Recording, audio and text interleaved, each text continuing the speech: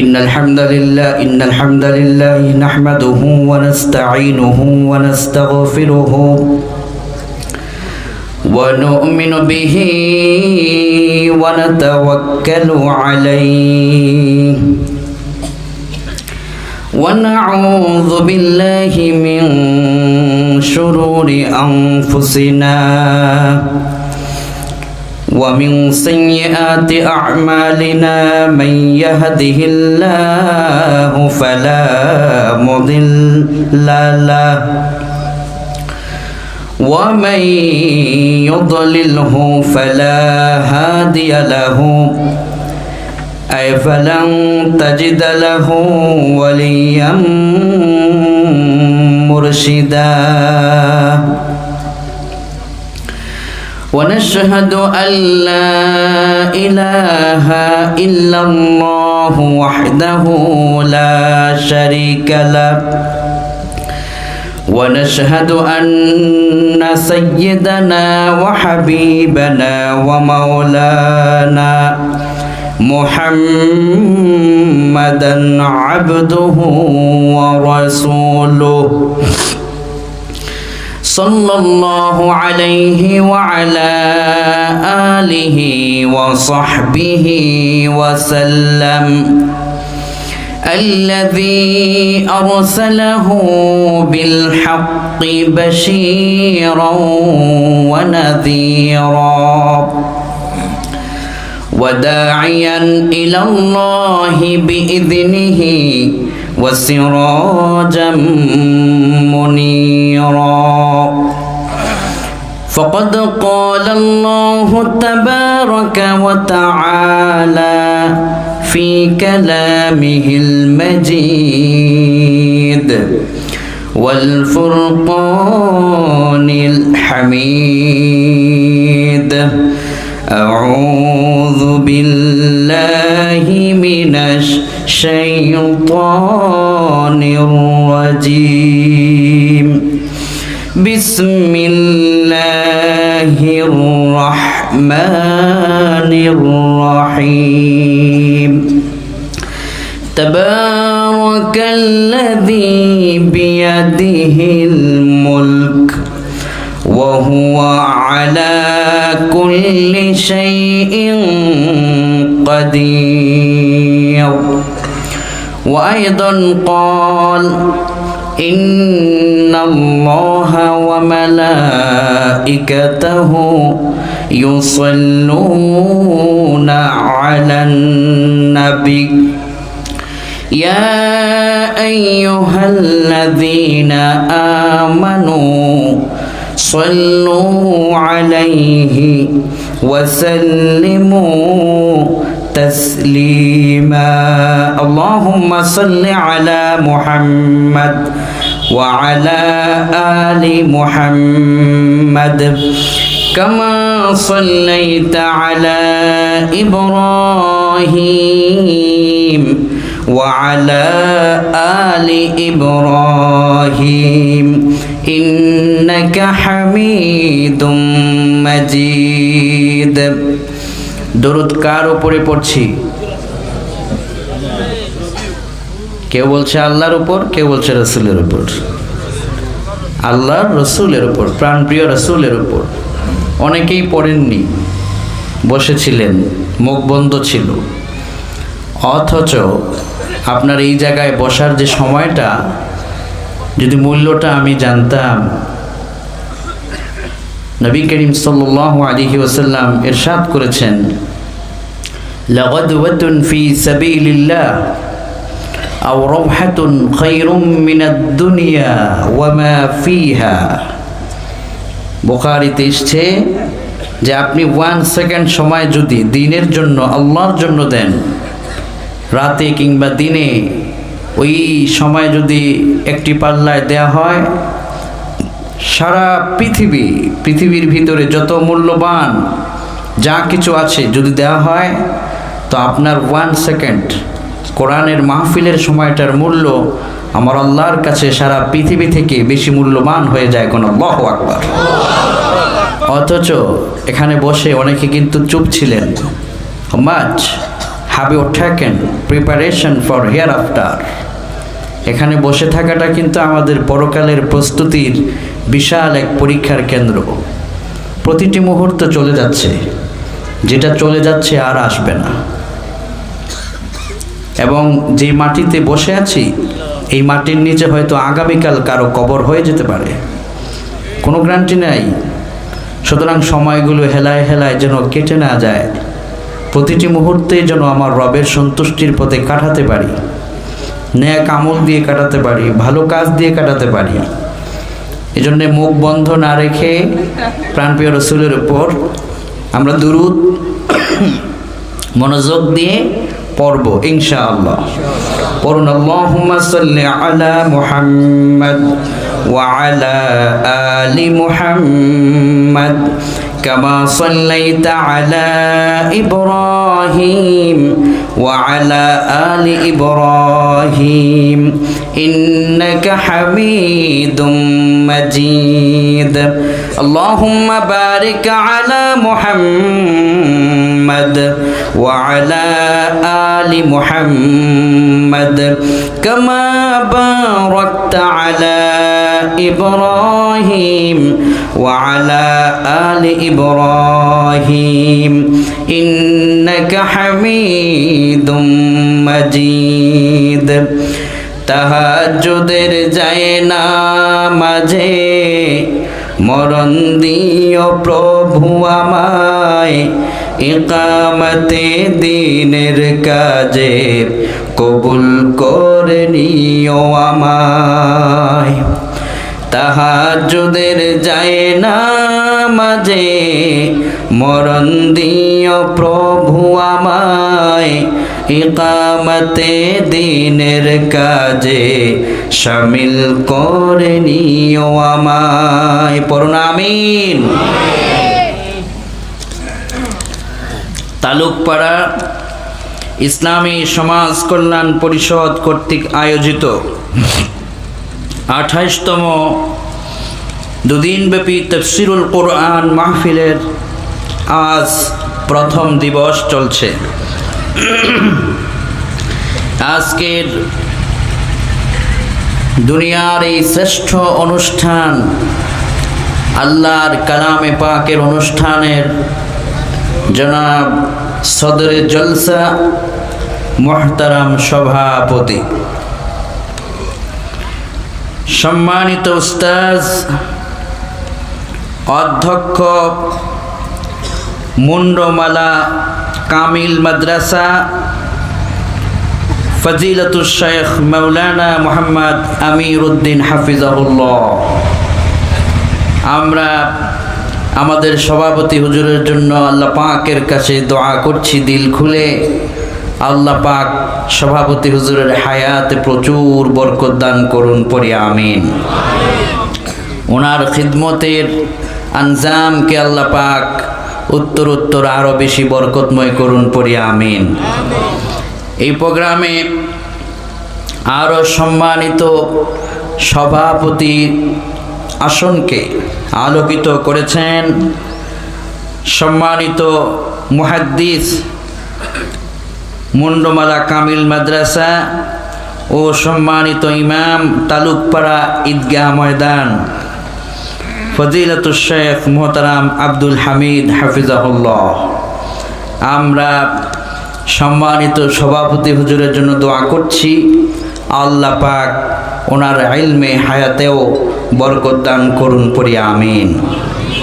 এই প্রোগ্রামে আমার আগে কথা বলেছেন সম্ভবত আপনাদের এলাকারই মাটির সন্তান নাকি?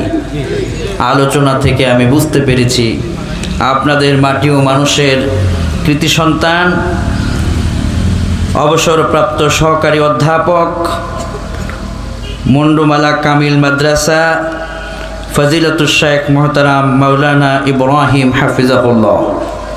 তিনি সময় অল্প কিন্তু অত্যন্ত মূল্যবান কথাগুলো আল্লাহ পাকের মেহেরবানিতে তিনি বলার চেষ্টা করেছেন। আমরা দোয়া করছি আল্লাহ পাক ওনার কণ্ঠকেও ওয়াজের ময়দানে ইখলাসের সাথে আরও সুন্দরভাবে উপস্থাপনের সুযোগ আল্লাহ পাক দান করুন, পড়ি আমিন। আগামী দিন আমার ভাই অধ্যাপক মাওলানা মোহাম্মদ তৈয়বুর রহমান সাহেব আসার কথা রয়েছে। আমি দোয়া করে যাচ্ছি সবাইকে নিয়ে, আল্লাহ পাক যেন আমার ভাইকে সুস্থতার সাথে সময় মতো এসে আপনাদের প্রোগ্রামে যোগদান করে কোরআনের কথাগুলো উপস্থাপন করতে পারে। সার্বিক রহম বরকত আল্লাহ পাকের কাছে কামনা করছি। এই প্রোগ্রামকে আল্লাহর আদালত যেন আল্লাহ আমাদেরকে কবুল করে, পড়ি আমিন। আমাদের প্রত্যেককে যেন এই প্রোগ্রামের সাথে যারা সম্পৃক্ত, আমাদের সবাইকে যেন আল্লাহর জান্নাতের সাথে আল্লাহ পাক আমাদেরকে সম্পৃক্ত করে নেয়, পড়ুন আমিন। সম্মানিত অতিথি, আজ বাংলাদেশের সার্বিক অবস্থা আপনারা দেখতে পাচ্ছেন। আল্লাহ পাকের অশেষ শুকর যে তিনি একটি কোরআনে কারীমের প্রোগ্রামের পরিবেশ আমাদেরকে নতুন করে তৈরি করে দিয়েছেন। এজন্যে প্রতিটি প্রোগ্রামেই আমরা আল্লাহ পাকের শুকরিয়া করি। এবং এই তাফসীর জগৎকে যিনি সারা বিশ্বে প্রমোট করেছেন, কোরআনের পাখি শহীদ আল্লামা দিলওয়ার হোসেন সাঈদী রহমাতুল্লাহ আলাই, তাফসীর অঙ্গনে তাকে খুব মনে পড়ে। আল্লাহ পাক তার কবরটা জান্নাত বানিয়ে দিক, আমিন। এ বাংলার মাটি ও মানুষ যারা কোরআনকে ভালোবাসে, আল্লাহকে ভালোবাসে, দ্বীনের জন্য নিবেদিত, আল্লাহ পাক এই জনতাকে যেন আগামী দিনে সুন্দর সুশৃঙ্খল একটি কোরআনিক শাসন, কোরআনিক বাংলাদেশ, কোরআনিক পার্লামেন্ট দেখার তৌফিক যেন আল্লাহ পাক আমাদেরকে দান করে, পড়ুন আমিন। আমি আজ আপনাদের খিদমতে এমন একটি সূরা তিলাওয়াত করেছি, সূরার প্রাথমিক আয়াত, যেই সূরাটি স্বয়ং নবী করিম সাল্লাল্লাহু আলাইহি ওয়াসাল্লাম তিনি বলেছেন, এই সূরাটি শুধু সূরা নয়, এই সূরাটি হচ্ছে পরকালে তোমাদের প্রত্যেকের বন্ধু। আলহামদুলিল্লাহ পড়ি। এই সূরাটি আমাদের প্রত্যেকের বন্ধু হবে যদি এই সূরা থেকে আমরা মালফুজাত নিতে পারি, শিক্ষা নিতে পারি। এই সূরাটিকে নবীজি বলেছেন এমন একটি সূরা যেটি তোমাদেরকে দুনিয়ার জীবনকে একটি আলোকিত জীবন দিবে, আর মৃত্যুর পরে তোমাদেরকে ভয়ঙ্কর বিপদকালে এই সূরা রবের সামনে দাঁড়িয়ে সুপারিশ করে তোমাদেরকে জান্নাত পর্যন্ত পৌঁছে দিতে পারবে। কোন আল্লাহু আকবার। কোরআনের সাথে আমাদের সম্পর্ক থাকলে সত্যি সেটি হবে অত্যন্ত মূল্যবান। যদি কোরআন থেকে আমরা দূরে সরে যাই, কোরআনের কিছু হবে না, কিন্তু বিদিন শেষে আমাকেই পিছু হটতে হবে। আর আমি যদি কোরআনের সাথে থাকি, তাহলে দুনিয়া আখেরাত উভয় জগতে আমাকে সফলতার দ্বার প্রান্তে পৌঁছে দিবেন যিনি, তিনি কে? সুতরাং এই সূরাতুল মুলক, আসুন আমরা আল্লাহর কালামের কথাগুলো একটু জানি, বুঝি, আমলের শপথ গ্রহণ করি।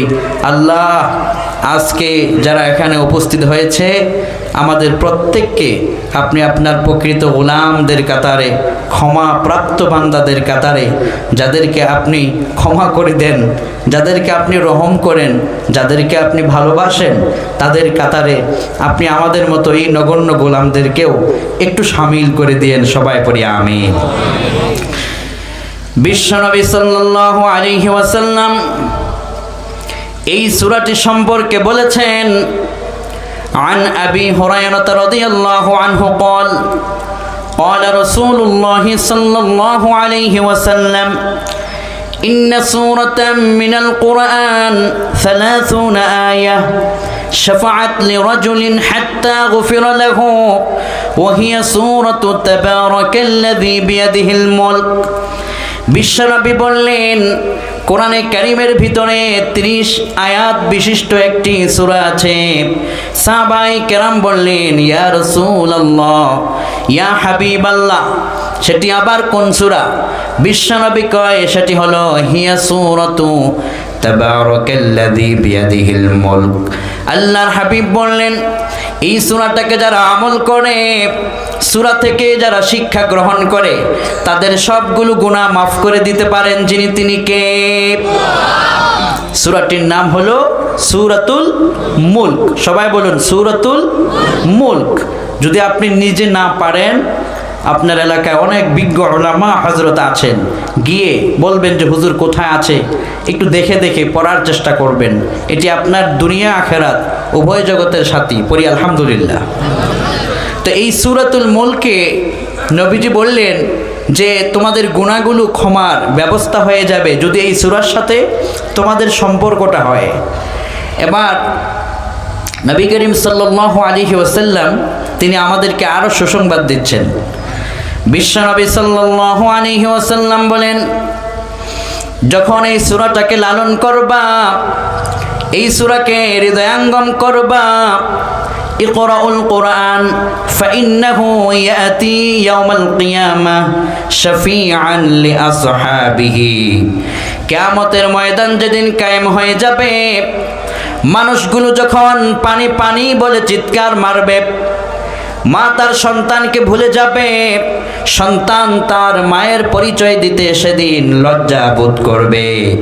সবাই শুধু নাফসি নাফসি বলে আল্লাহর কাছে ক্ষমার আশায় সেখানে শুধু তারা হাসরের ময়দানে নিজের চিন্তায় ব্যস্ত হয়ে যাবে।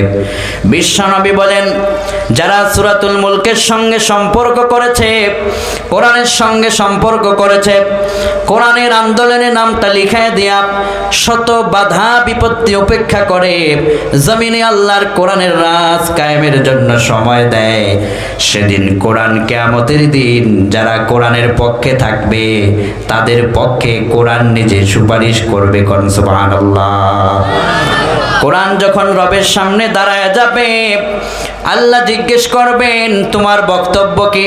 কোরআন সেদিন দাঁড়ায় বলবে, আয় রব, এই মানুষদের মধ্য থেকে এমন কিছু মানুষ যারা দুনিয়াতে অনেক কষ্টের পরেও তোমার কোরআনকে লালন করেছে, বুকের ভিতরে অনেক কষ্ট করে রাতের গভীরে পড়েছে, তাহাজ্জুদের নামাজে দাঁড়ায়া কোরআন কারীম তেলাওয়াত করেছে, সেজদার ভিতরে এই কোরআন দিয়া দোয়া করেছে, এই কোরআনের সঙ্গে তার ব্যক্তি, পরিবার, সমাজ, রাষ্ট্র, তার সেক্রেটারিয়েট, তার গণভবন, তার পার্লামেন্ট, তার সচিবালয়, তার ব্যক্তি থেকে শুরু করে জীবনের প্রতিটি অঙ্গনকে সে কোরআন দিয়ে সাজাতে চেয়েছে, কোরআনের জন্য বড় কষ্ট স্বীকার সে করেছে।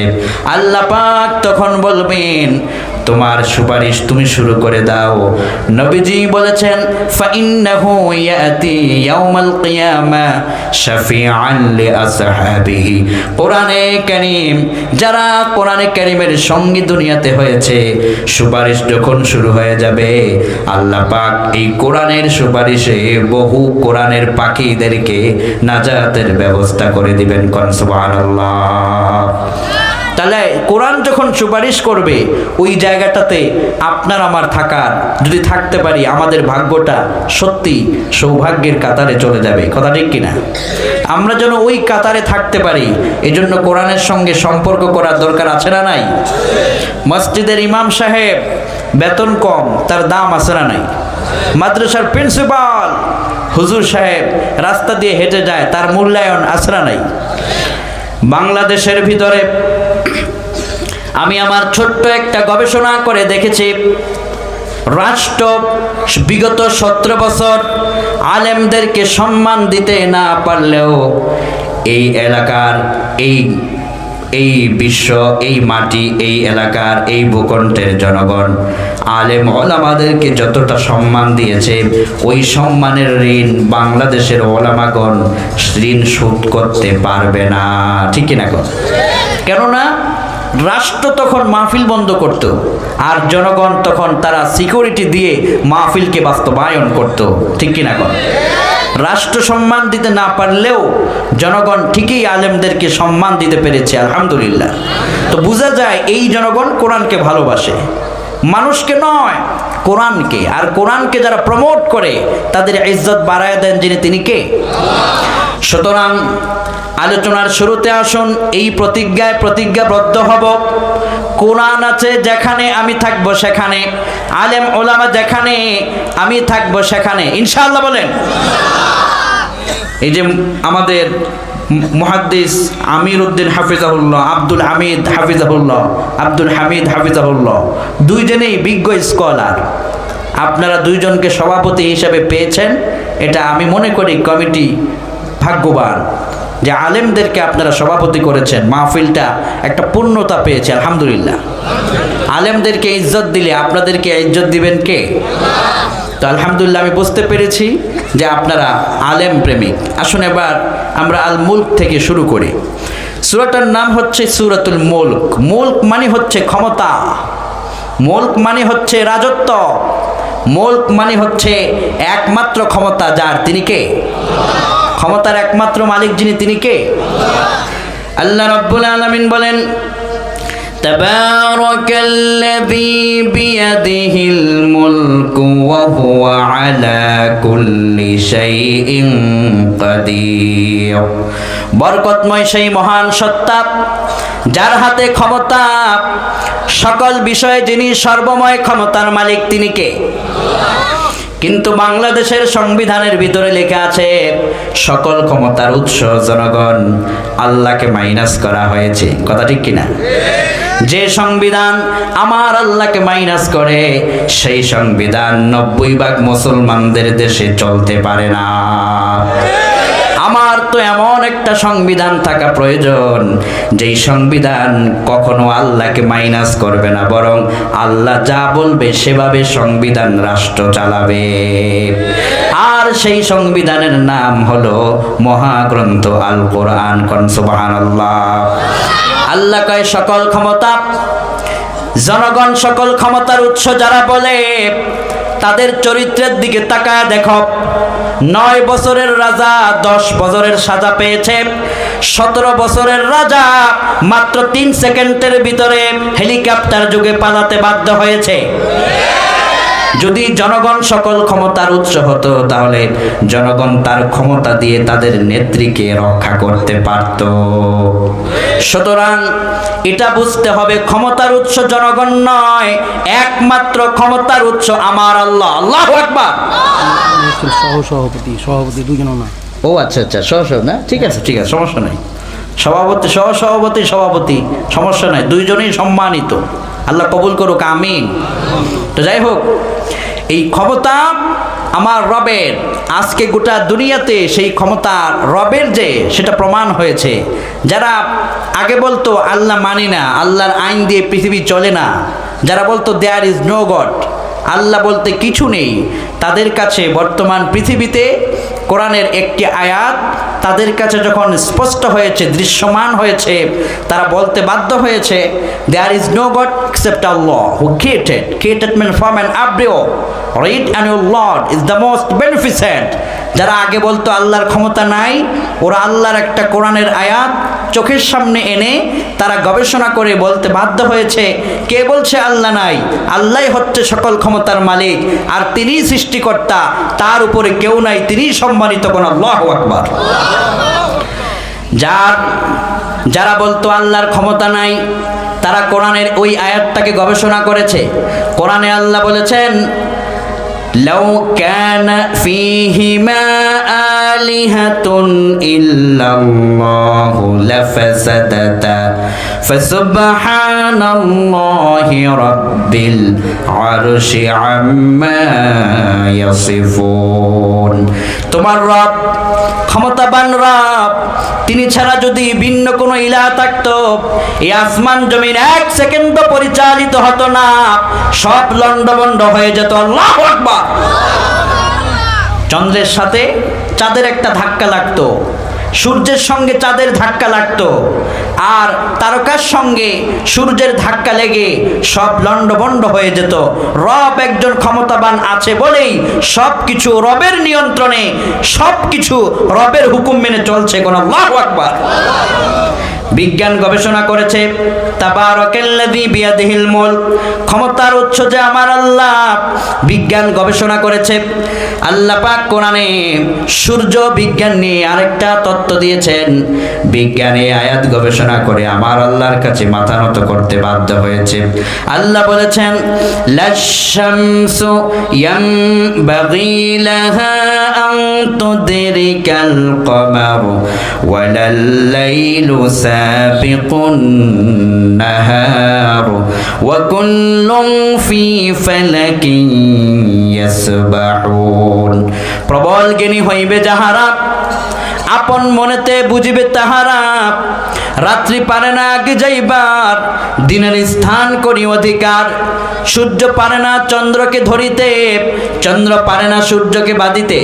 যার যে স্থান বহালে রাখিয়া ভ্রমণ করে সবাই, একমাত্র ক্ষমতাবান মহান রবকে ভয় করে চলিয়া। সূর্য ভয় করে কাকে? চন্দ্র কাকে ভয় করে? তারকা কাকে ভয় করে? বর্তমান বিজ্ঞান কয় ইউনাইটেড স্টেট অফ আমেরিকা, ওনারা বললেন যে আল্লাহর ক্ষমতা আমরা এটাকে মানতে পারছি না। তারা বলছে যে আল্লাহর উপরে আমাদের ক্ষমতা আছে, এটা আমরা প্রমাণ করব। নাউজুবিল্লাহ কোন? আল্লাহর উপরে ক্ষমতা কারো কি পৃথিবীতে আজ পর্যন্ত প্রমাণিত হয়েছে? ফেরাউন বলেছিল আনা রব্বুকুমুল আ'লা, আমি সবচাইতে বড় খোদা। দিন শেষে এই খোদা পানির চিমনি খেয়ে মরেছে, আমার আল্লাহর ক্ষমতা প্রমাণ হয়েছে, ঠিক কিনা? নমরুদ বলেছে আমার চাইতে বড় কেউ নাই। সেই নমরুদকে ছোট্ট একটা মশার কামড় খাওয়াইয়া, জোতার পিঠা খাওয়াইয়া দুনিয়া থেকে আল্লাহ বিদায় করে দিয়েছেন। ফেরাউন মরেছে পানিতে ডুবে, নমরুদরা মরেছে জোতার পিঠা খেয়ে। ভবিষ্যতেও যারা কোরআনের বিরুদ্ধে অবস্থান নিবে, তারাও জোতার পিঠা খেয়ে দুনিয়া থেকে বিদায় নিতে বাধ্য হবে। ক্ষমতা কার? আল্লাহর। বর্তমান ইউনাইটেড স্টেট অফ আমেরিকা তারা বলল যে আমাদের ক্ষমতা আছে, এটা আমরা প্রমাণ করব রবের উপরে। নাউজুবিল্লাহ কোন? তো তারা বলল আসমানের ভিতরে পৃথিবীর সবচাইতে নিকটতম জায়গায় আমরা সেখানে একটি তারকা নিজেরা বানাবো এবং সেখানে লিখে থাকবে ইউনাইটেড স্টেট অফ আমেরিকা। গোটা দুনিয়া দেখবে আমাদেরকে, আমাদের ক্ষমতা কত বেশি। আল্লাহর তারকার পাশাপাশি আমরাও কিছু সেট করতে পেরেছি। এই চিন্তা করার পর বিজ্ঞান গবেষণা করে দেখলো যে পৃথিবীর সবচাইতে নিকটতম জায়গা কোন জায়গাটা এবং সেখানে আল্লাহর সৃষ্টি কি কি আছে। বিজ্ঞান গবেষণা করে পেলেন পৃথিবীর নিকটতম জায়গায় একটি তারকা আছে। বিজ্ঞান তার নাম দিয়েছে ব্যাটেল জুইস। কি? Battle juice. বিজ্ঞানের গবেষণা মতে বিজ্ঞান কয় এই ব্যাটেল জুইসটা যত বড়, ওই রকমের চেয়ে আরো বড় একটি তারকা আমাদের নিজেদের বানানো, ওখানে আমরা সেট করব। এবার এই ব্যাটেল জুইসটা কত বড় গবেষণা করতে লাগলো। বিজ্ঞান প্রথমে গবেষণা করেছে ব্যাটেল জুইসের আগে এই পৃথিবীটা কত বড়, আর পৃথিবীর তুলনায় সূর্যটা কত বড়, আর ব্যাটেল জুইসটা তারপরে কত বড়। বিজ্ঞান দেখলো বর্তমান এই পৃথিবীটা এরকম বাংলাদেশ একটি রাষ্ট্র, এরকম 28টি রাষ্ট্র মিলে একটি পৃথিবী গঠিত হয়েছে। 228টি রাষ্ট্র মিলে একটি পৃথিবী গঠিত হয়েছে এবং এই পৃথিবীটা যত বড় তার চাইতে 13 লক্ষ গুণ বড় একটা সূর্য। কোন আল্লাহু আকবার। মানে আপনাদের যে দুনিয়াটা শুধু বাংলাদেশ না, এরকম একটি দেশ মিলে 228টি দেশ এক জায়গায় করলে যত বড়, তার চেয়ে 13 লক্ষ গুণ বড় শুধু আল্লাহর সৃষ্টি একটা সূর্য। আল্লাহু আকবার। বিজ্ঞান বলল যে তাহলে সূর্যটাই মনে হয় সবচেয়ে বড়, আমরা সূর্যের মতো কিছু বানাবো। বিজ্ঞানের গবেষণার ফলে ওনারা বললেন তাহলে এই সূর্যের চাইতে বড় কিছু আছে নাকি, চলো একটু গবেষণা করি।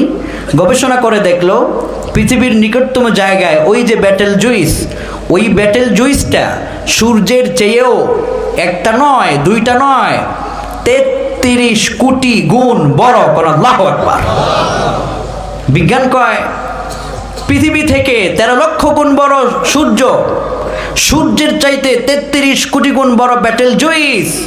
তাহলে আমাদেরকে সূর্যের চাইতে বড় কিছু বানাতে হবে আর ব্যাটেল জুইসের চাইতে আরো বড় বানাতে হবে, তাহলে আমরা পৃথিবীতে আমাদের ক্ষমতা দেখাতে পারবো।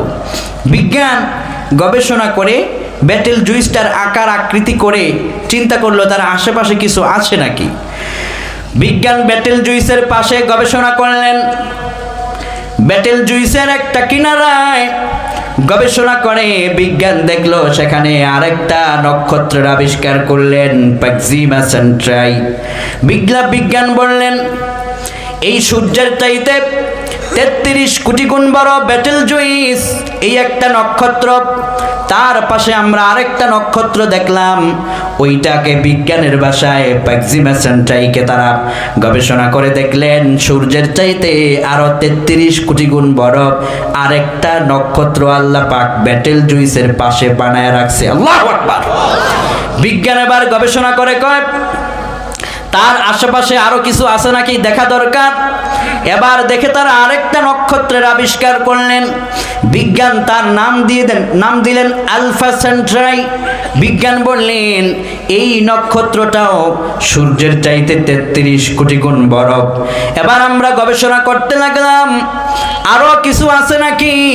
এবার বিজ্ঞানের মাথা কোরআনের দিকে ধাবিত হচ্ছে। তারা গবেষণা করে বললেন সূর্যের চাইতে 33 কোটি গুণ বড় যেই Betelgeuse, Proxima Centauri, Alpha Centauri, এগুলাকে এক জায়গায় রেখে আমরা গবেষণা করলাম আরো কিছু আছে নাকি। গবেষণা করে দেখলাম সেই পৃথিবীর নিকটতম জায়গাতে এই রকমের ব্যাটেল জুইস সূর্যের চাইতে 33 কোটি গুণ বড় সম্বলিত একটা নয় দুইটা নয় অন্তত 500 বিলিয়ন এই রকমের নক্ষত্র আল্লাহ বানায় রেখে দিয়েছেন। ওটাকে গ্যালাক্সির ভিতরে আল্লাহ পাক ঢুকিয়ে রেখেছেন। একটা গ্যালাক্সির ভিতরে 500 বিলিয়ন ব্যাটেল জুইসের মতো নক্ষত্র ঢুকিয়ে রেখেছেন তিনি কে? বিজ্ঞান এবার বলল তাহলে আল্লাহর ক্ষমতা অনেক বড়। এই পৃথিবীর চাইতে সূর্য বড়, সূর্যের চাইতে প্রক্সিমা, আলফা সেন্ট্রাই এগুলো অনেক বড়। এখন আমরা এগুলো তো আর বানাতে পারবো না, তবে আমরা পৃথিবীর নিকটতম জায়গাটাতে গিয়ে আমরা সেখানে কিছু বানাতে না পারলেও সেখানে আমরা আমাদের একটা পতাকা গেড়ে আসব, যাতে করে দুনিয়াকে বলতে পারি আমরা পেরেছি। বিজ্ঞান এবার ওখানে যাওয়ার জন্য একটা যানকে গবেষণা করলো। আমার রবের ক্ষমতার উপরে যে ক্ষমতা নাই এটা আপনি বুঝতে পারবেন খুব দ্রুত। একটা যানকে তারা নির্বাচন করলো যে পৃথিবীর নিকটতম জায়গায় ওরা যাবে। যাওয়ার জন্যে যানকে তারা নির্বাচন করলো, ওইটার নাম হচ্ছে অ্যাপোলো 11। নাসা থেকে তারা ওটাকে নির্বাচন করলো। অ্যাপোলো 11-এর গতি হচ্ছে ঘন্টায় 39,000 কিলোমিটার বেগ। ঘন্টায় 39,000 কিলোমিটার বেগে অ্যাপোলো 11 দৌড়ায়। বিজ্ঞান এবার এটাকে সেট আপ করে কম্পিউটার যা কিছু আছে এটার মধ্যে সব সেট আপ করলেন। রওনা হবার সময় কম্পিউটারে লিখলো যে আমাদের গন্তব্য ব্যাটেল জুইস, আমরা ওখানে যাব। আর এই অ্যাপোলো 11-এর গতি ঘন্টায় 39,000 কিলোমিটার। এবার বুঝেন তার গতি কত বেশি। বিজ্ঞান যখন কম্পিউটার সামনে নিয়ে ব্যাটেল জুইসের কাছে যাওয়ার জন্য তাদের গন্তব্য লিখলো, কম্পিউটার থেকে অটোমেটিক তাদের কাছে প্রশ্ন আসলো, স্যার আপনারা ব্যাটেল জুইসে যাবেন, আপনারা যারা যারা যাবেন কত বছরের সময় হাতে নিয়েছেন? বিজ্ঞান কয় আমাদের এক একজনের হায়াত তো লম্বা হয়ে গিয়েছে, 40-45-এর উপরে সবার বয়স। তা বেঁচে থাকলে আর কত বছর বাঁচবো? যদি 80 বছর বেঁচে থাকি তাহলে আমরা সময় পাবো 40 বছর। তো 40 বছরের একটা হিসাব করে খাওয়া দাওয়া অক্সিজেন সব আমরা রওনা দিব। ব্যাটেল জুইস কয় স্যার, কম্পিউটার আধুনিক প্রযুক্তি কয় 40 বছর সময় নিয়ে আপনারা রওনা দিয়েছেন। আমার এই অ্যাপোলো 11 ঘন্টায় 39,000 কিলোমিটার বেগে যাত্রা যখন শুরু করব, আল্লাহ রাব্বুল আলামিনের ব্যাটেল জুইস পর্যন্ত যাওয়ার জন্যে আমার গতি যদি ঘন্টায় 39,000 কিলোমিটার হয়, তবুও আমার ওই জায়গা পর্যন্ত পৌঁছতে সময় 40 বছর নয়, সময় লাগবে আমার 1,15,000 বছর। বিজ্ঞান কয় আই এম রিয়েলি সরি, আল্লাহ তোমার কাছে মাথা নত করলাম, যদি 39,000 কিলোমিটার বেগে এটা দৌড়ায়, ওর যদি সময় লাগে 1,15,000 বছর, তাহলে আমরা তো বাঁচবো না, ওইটার ভিতরে ময়রা সুটকি হয়ে থাকবো, ঠিক কিনা? তার মানে বিজ্ঞান তাদের যত উন্নত আবিষ্কার দিয়ে নিজের ক্ষমতা আল্লাহর উপরে নিতে চেয়েছে, পৃথিবীতে কেউ পারে নাই, পারবেও না। সব ক্ষমতাদার তিনি কে? আল্লাহ এটাই বুঝাচ্ছেন বান্দারে, পৃথিবীর চারিদিকে তাকাও, রবের উপরে ক্ষমতা নাই। তাবারাকাল্লাযী বিয়াদিহিল মুলকু ওয়া হুয়া আলা কুল্লি শাইইন কাদির। সব ক্ষমতা একমাত্র যার, তোমার রবের। আর রবের ক্ষমতা যে এই জন্য, এবার পরের অংশ থেকে রবের ক্ষমতা কি জন্য তোমাকে মানতে হবে শোনো। আল্লাযী খালাকাল মাউতা ওয়াল হায়াতা লিয়াবলুয়াকুম আইয়ুকুম আহসানু আমালা। আমাদেরকে সৃষ্টি করেছেন যিনি, তিনি কে? এই জায়গাটাতে দুনিয়ার সমস্ত রাজা বাদশাহ একমত হতে বাধ্য। পৃথিবীর যত রাজা বাদশাহ, যত ক্ষমতাশালী দাপটশালী, পৃথিবীতে সব কিছু আবিষ্কার করতে পেরেছে, রোবট বানাতে পেরেছে, মানুষের দেহের মতো দেহ বানাতে পেরেছে, কিন্তু ভিতরে আল্লাহর দেওয়া নিয়ামতের রূহটা বানাতে পারে নাই। কোন ঠিক কিনা? রবের কাছে সবাই নত হয়ে গেছে এই জায়গায়। রব একমাত্র ক্ষমতাবান, যিনি হায়াতের মালিক, যিনি মওতের মালিক। আর এই হায়াত কেন দিলেন দুনিয়াতে? রব কয় লিয়াবলুয়াকুম আইয়ুকুম আহসানু আমালা। এই দুনিয়ার ভিতরে ভালো কাজে কে কার থেকে উত্তম হবে আল্লাহ পরীক্ষা করার জন্যই তোমাদেরকে পৃথিবীতে পাঠিয়েছেন। আল্লাহু আকবার। ভালো কাজের প্রতিযোগিতা করো, নেকের কাজের প্রতিযোগিতা করো। আজ হায়াত আছে বলে, শরীরে শক্তি আছে বলে অন্যের উপর বল প্রয়োগ করো না। ক্ষমতা আছে বলে ক্ষমতার দাপট দেখায়ও না। কলম আছে বলে যেখানে সেখানে কলম দিয়া খোসা মেরে অন্যের ভাগ্যেও অন্যের উপর জুলুম আচরণ করিও না। মনে রেখো, দিন শেষে যার কাছ থেকে এসেছো তার কাছেই সবাইকে ফিরে যেতে হবে, ঠিক না? কোন আল্লাহ কয় আফা হাসিবতুম আন্নামা খালাকনাকুম আবাথা ওয়া আন্নাকুম ইলাইনা লা তুরজাউন। ও মানুষেরা, রব যে আমাদেরকে বানাইলো, এমনিতেই তিনি আমাদেরকে বানিয়েছেন এমনটা নয়। মানুষ কি মনে করেছে নাকি সৃষ্টি করার পরে এমনিতেই তাকে ছেড়ে দেওয়া হবে, রবের সামনে সে ফিরে যাবে না, এমনটা কি সে মনে করেছে নাকি? যদি মনে করে, এটা তার জীবনের সবচেয়ে ভুল বড় সিদ্ধান্ত হয়ে যাবে। রব কয় শোনো, আমার কাছেই ফিরে আসতে হবে। কাইফা তাকফুরুনা বিল্লাহি ওয়া কুনতুম আমওয়াতা ফাআহয়াকুম সুম্মা ইউমীতুকুম সুম্মা ইউহয়ীকুম সুম্মা ইলাইহি তুরজাউন। দিন শেষে আমরা আবার রবের কাছে ফিরে যাব। এই দুনিয়াতে আমাদের কোনো এক সময় অস্তিত্ব ছিল না, দাপট ছিল না, ক্ষমতা ছিল না। আমার আল্লাহ আমাদেরকে পাঠিয়েছেন। আল্লাহ কয় আল্লাহু আখরাজাকুম মিন বুতুনি উম্মাহাতিকুম লা তা'লামুনা শাইআ। মায়ের পেট থেকে যখন বেরিয়ে এসেছিলেন, দুনিয়ার কোনো বিষয় সম্পর্কে আপনার বিন্দু পরিমাণ জ্ঞান ছিল না। ওয়া ওয়া করে আপনি বেরিয়েছেন। কি নাম আপনার ছিল কেউ কারো জানা ছিল না। আপনার কতটা সন্তান হবে আপনিও জানতেন না। এই দুনিয়ার ভিতরে আপনার অস্তিত্ব ঘটিয়েছেন যিনি, তিনি কে? আল্লাহ কয় হাল আতা আলাল ইনসানি হিনুম মিনাদ দাহরি লাম ইয়াকুন শাইআম মাযকুরা। একটা সময় আমাদের অতিবাহিত হয়ে গেছে, উল্লেখযোগ্য বিষয়বস্তু হিসেবে আমরা পরিগণিত ছিলাম না। বাবাকে বাবা বলে ডাকতে পারতাম না, মাকে মা বলে ডাকতে পারতাম না, কথা বলারও সময় ছিল না, ওয়া ওয়া করে কান্না করতাম। সেই জায়গা থেকে এই পর্যন্ত এনেছেন যিনি, তিনি কে? আর রহমান আল্লামাল কুরআন খলাকাল ইনসান আল্লামাহুল বায়ান। সৃষ্টি করার পরে আল্লামাহুল বায়ান, কথা বলাটাও সেই রব শিখিয়ে দিয়েছে। আল্লাহু আকবার। মায়ের পেট থেকে যখন ছোট্ট একটা গাভীর বাছুর বের হয়, গাভী চেনেন না? এই গ্রামগঞ্জে অনেকে গাভী পালন করেন না? এটা ভালো, গাভী পালন করবেন, তাকে ঘাস খাওয়াবেন, সেবা করবেন, এখান থেকে অনেক শিক্ষা আছে।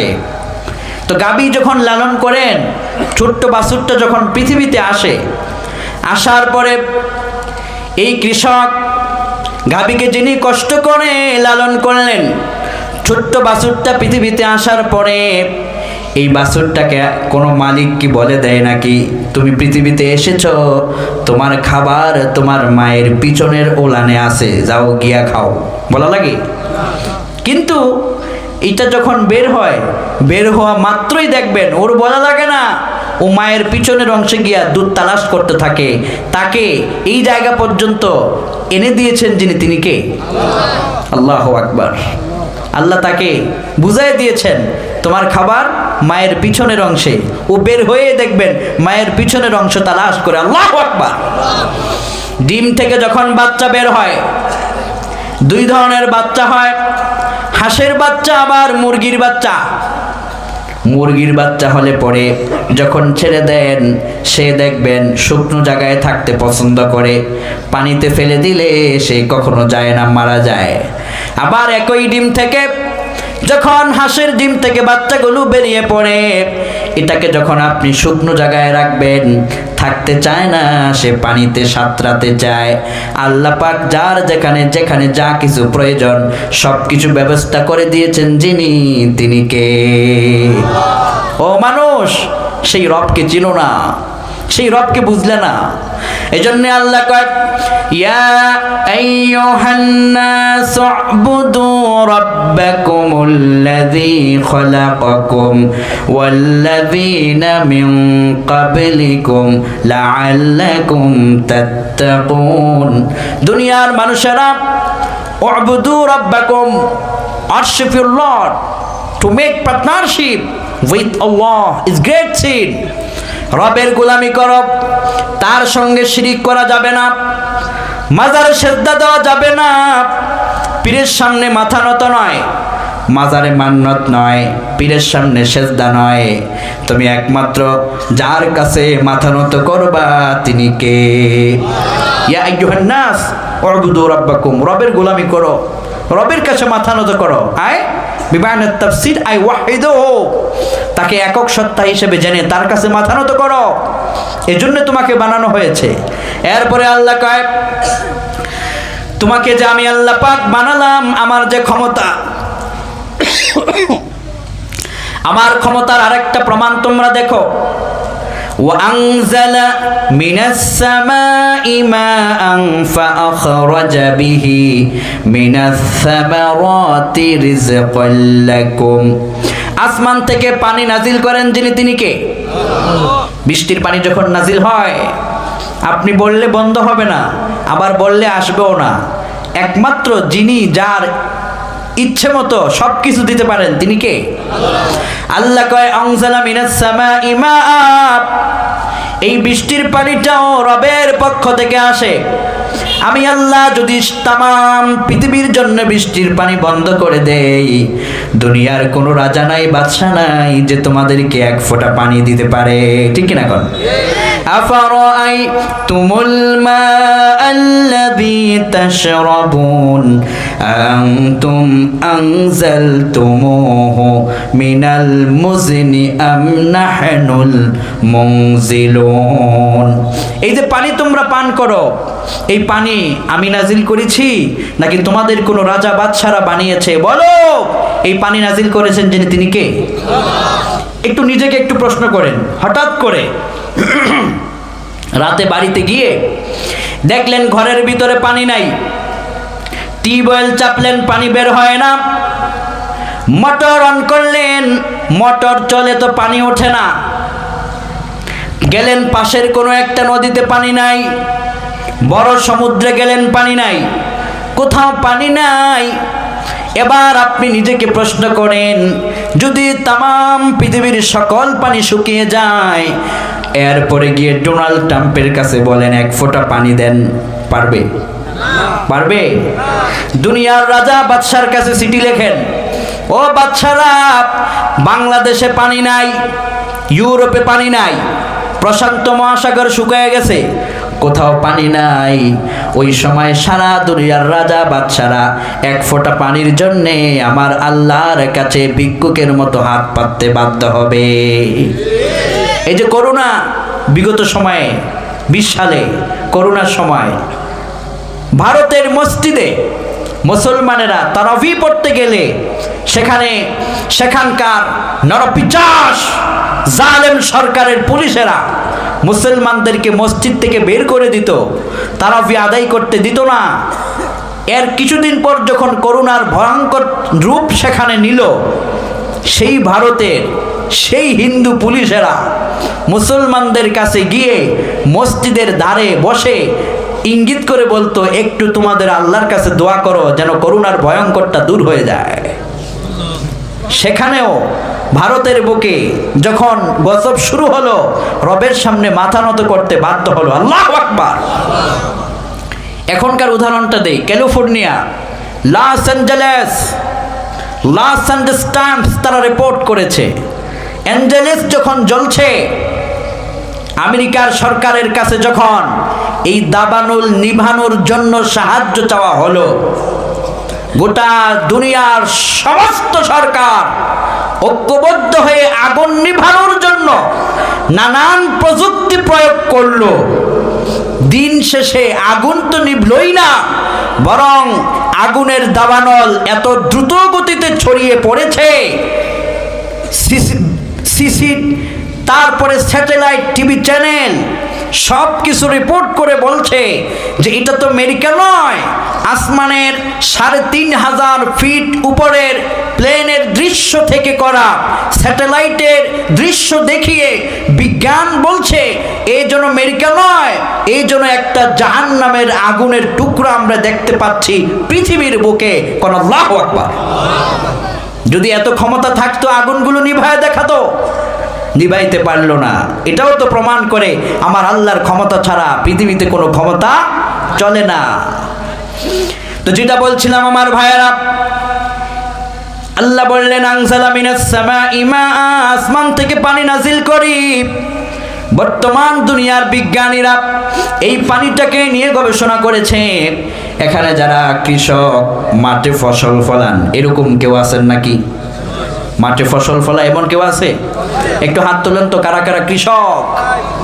সবাই? হুজুরও? মাশাআল্লাহ মাশাআল্লাহ। কৃষক যারা, তাদের ঘামের অর্জনে, এই কষ্টে যেই ফসল অর্জিত হয়, এই ফসল দিয়ে সোনার বাংলাদেশের মাটি ও মানুষ, কোটি কোটি মানুষের রিজিকের ব্যবস্থা হয়। এজন্য আমি আমার ভাষায় বলি, কৃষকরাই হচ্ছে বাংলাদেশের সুপারস্টার। তারা কষ্ট করে বলেই, তারা শ্রম দেয় বলেই এই নিয়ামতের খাদ্য ক্যাপিটাল সিটির ওই এয়ার কন্ডিশনে বসে থাকা মানুষগুলোর ঘরে ঘরে খাদ্যগুলো পৌঁছে যায়। কোন আল্লাহু আকবার। এই যে কৃষকরা যখন ফসল ফলায়, দেখবেন বৃষ্টির ফোঁটা যখন পড়ে, যে কোনো ফসলের উপর দেখবেন বৃত্ত আকারে ফোঁটাটা পড়ে থাকে, বৃষ্টির ফোঁটা পড়া মাত্রই গোল হয়ে যায়। যদি কেউ দেখেছেন একটু অতীতটা খেয়াল করেন, একটা পাতার উপরে পড়েছে, পানিটা গোল হয়ে যায়, একটা ফলের উপর পড়েছে, পানিটা গোল হয়ে যায়। আপনারা মনে পড়েছে? এবার দেখেন আমার ভাইয়েরা, আল্লাহ পাক যে ক্ষমতাবান, বিজ্ঞান এই বৃষ্টির পানিকে নিয়ে গবেষণা করলেন। যারা আপনারা মাঠে ফসল ফলান, আপনারা বুঝতে পারবেন বিজ্ঞানীরা, বর্তমান দুনিয়ার বিজ্ঞানীরা একটি মাটির উপরে 3 ধরনের ফল গাছ তারা রোপণ করলেন। এক ফল হলেন আঙ্গুর, আরেকটি ফল হলো আনার, আরেকটি ফল হলো কমলা। 3 ধরনের ফল গাছ একটি মাটির উপরে রোপণ করলো। আঙ্গুর রোপণ করলো, আনার রোপণ করলো, কমলা রোপণ করলো। যখন সময় পেরিয়ে আঙ্গুর হলো, ফল ধরলো, ফল কেটে বিজ্ঞান এটাকে একটা পাত্রের ভিতরে রাখলেন। আনার যখন হয়ে গেল একটি পাত্রের ভিতরে রাখলেন, কমলা যখন হলো আরেকটি পাত্রের ভিতরে রাখলেন। এরপরে বিজ্ঞান এই 3টা ফলকে নিয়ে গবেষণা করলেন যে এগুলো মাটি এক, কিন্তু তার স্বাদ, রং, কালার পূর্ণভাবে ভিন্ন, ঠিক না? আঙ্গুরের সঙ্গে কমলার মিল নাই, কমলার সঙ্গে আনারের কোনো মিল নাই। বিজ্ঞান অবাক, এক মাটি, ফলের মধ্যে স্বাদের মধ্যে ভিন্নতা কেমনে আসলো? বিজ্ঞান এবার এই আঙ্গুরকে নিয়ে তারা গবেষণা করলেন। আনজালা মিনাস সামাই মাআ, আল্লাহ আসমান থেকে পানি নাজিল, শুধুমাত্র বৃষ্টির পানি দেন এমনটা নয়। এই বৃষ্টির পানি শুধু বৃষ্টির পানি নয়, বরং পৃথিবীবাসীর জন্য এক মহৌষধ। কোন সুবহানাল্লাহ। বিজ্ঞান কয় যখন আমরা কমলা, আঙ্গুর, আনার 3 ফলটা নিয়ে গবেষণা করলাম, অবাক হয়ে গেলাম। এই আঙ্গুরের স্বাদের সঙ্গে আনারের মিল পেলাম না, আনারের সঙ্গে কমলার মিল পেলাম না। তো ভিন্নতা কেমনে হলো? মাটি এক তো হইতে পারত। বিজ্ঞান এবার গবেষণা করে কয় আল্লাহ পাক যে আসমান থেকে 1 ফোঁটা পানি নাজিল করেন, যখন আসমান থেকে পানির ফোঁটাটা নাজিল হয়ে যায়, আঙ্গুরের গাছের উপরে যখন লেগে যায়, আল্লাহ রাব্বুল আলামিনের কুদরত তখন থেকেই কাজ করতে থাকে। এই 1 ফোঁটা পানির ভিতরে এই আঙ্গুরের কালার কেমন হবে, তার রং কেমন হবে, স্বাদ কেমন হবে, সব মেডিসিনগুলো 1 ফোঁটা পানিতে আল্লাহ পাক আগে থেকেই নাজিল করে দেন। আনার, তার ফল রক্তবর্ণ হবে, সুস্বাদু হবে, কেমন লোভনীয় রং হবে, এটা একমাত্র আসমান থেকে নিয়ন্ত্রণ করা হয়। দুনিয়ার স্যাটেলাইট, দুনিয়ার রাজা বাদশা এই ফলের ভিতরে তারা নিয়ন্ত্রণ আনতে পারে না। কোন আল্লাহু আকবার। একটা কমলা, ওই কমলার ভিতরে কত পরিমাণ ভিটামিন সি থাকবে, টক থাকবে কত পরিমাণ, মিষ্টতা থাকবে কত পরিমাণ, গ্রামটা কেমন হবে, 1 ফোঁটা পানিতে সব কিছু দিয়ে এটাকে একটা প্যাকেজ করে আপনার সামনে পৌঁছায় দেন যিনি, তিনি কে? ক্ষমতা আপনার সেই রবের, যিনি এই ফলগুলোকে, নিয়ামতগুলোকে জায়গা মতো বানিয়ে আপনার পর্যন্ত পৌঁছে দিচ্ছে। আপনি ফল খাচ্ছেন, ফেলে দিচ্ছেন, ফলকে জিজ্ঞেস করেন কিভাবে এই পর্যন্ত আসলো, কে বানালো? সত্যি ফল অটোমেটিক বলে দিবে এই সব তোমার রবের দেওয়া নিয়ামত। কোন সুবহানাল্লাহ। শুধু এখানেই শেষ নেই আমার ভাইয়ারা। তাবারাকাল্লাযী বিয়াদিহিল মুলকু ওয়া হুয়া আলা কুল্লি শাইইন কাদির। রবের ক্ষমতা শুধু এখানেই নয়, এই যে আমরা এখানে বেঁচে আছি, প্রতিটি মানুষকে বেঁচে থাকতে হলে তার অক্সিজেন সরবরাহের প্রয়োজন হয়। বেঁচে থাকতে হলে একজন মানুষকে দৈনিক 550 লিটার অক্সিজেন আল্লাহ পাক দেন। সুবহানাল্লাহ। কোন এই যে আপনারা এখানে, আমরা যারা আছি, একদিনে আমাদের পিছনে 550 লিটার অক্সিজেন লাগে, যার একদিনের মূল্য হচ্ছে $800। 1 বছরের মূল্য 29 কোটি টাকা। আমি আপনি যে 1 বছর বেঁচে থাকি, 1 বছরের অক্সিজেনের মূল্য 29 কোটি টাকা। আল্লাহ যদি বলতেন আব্দুল করিম 2025 সালে পা রাখছো ফেব্রুয়ারির 4 তারিখ, এই 25 সালে তোমার যত পরিমাণ অক্সিজেন লাগবে সব পয়সা আমারে আগে দাও, আব্দুল করিম ভিক্ষুকের থলে নিয়ে রাস্তায় নামতে বাধ্য হতো। কথা ঠিক কিনা?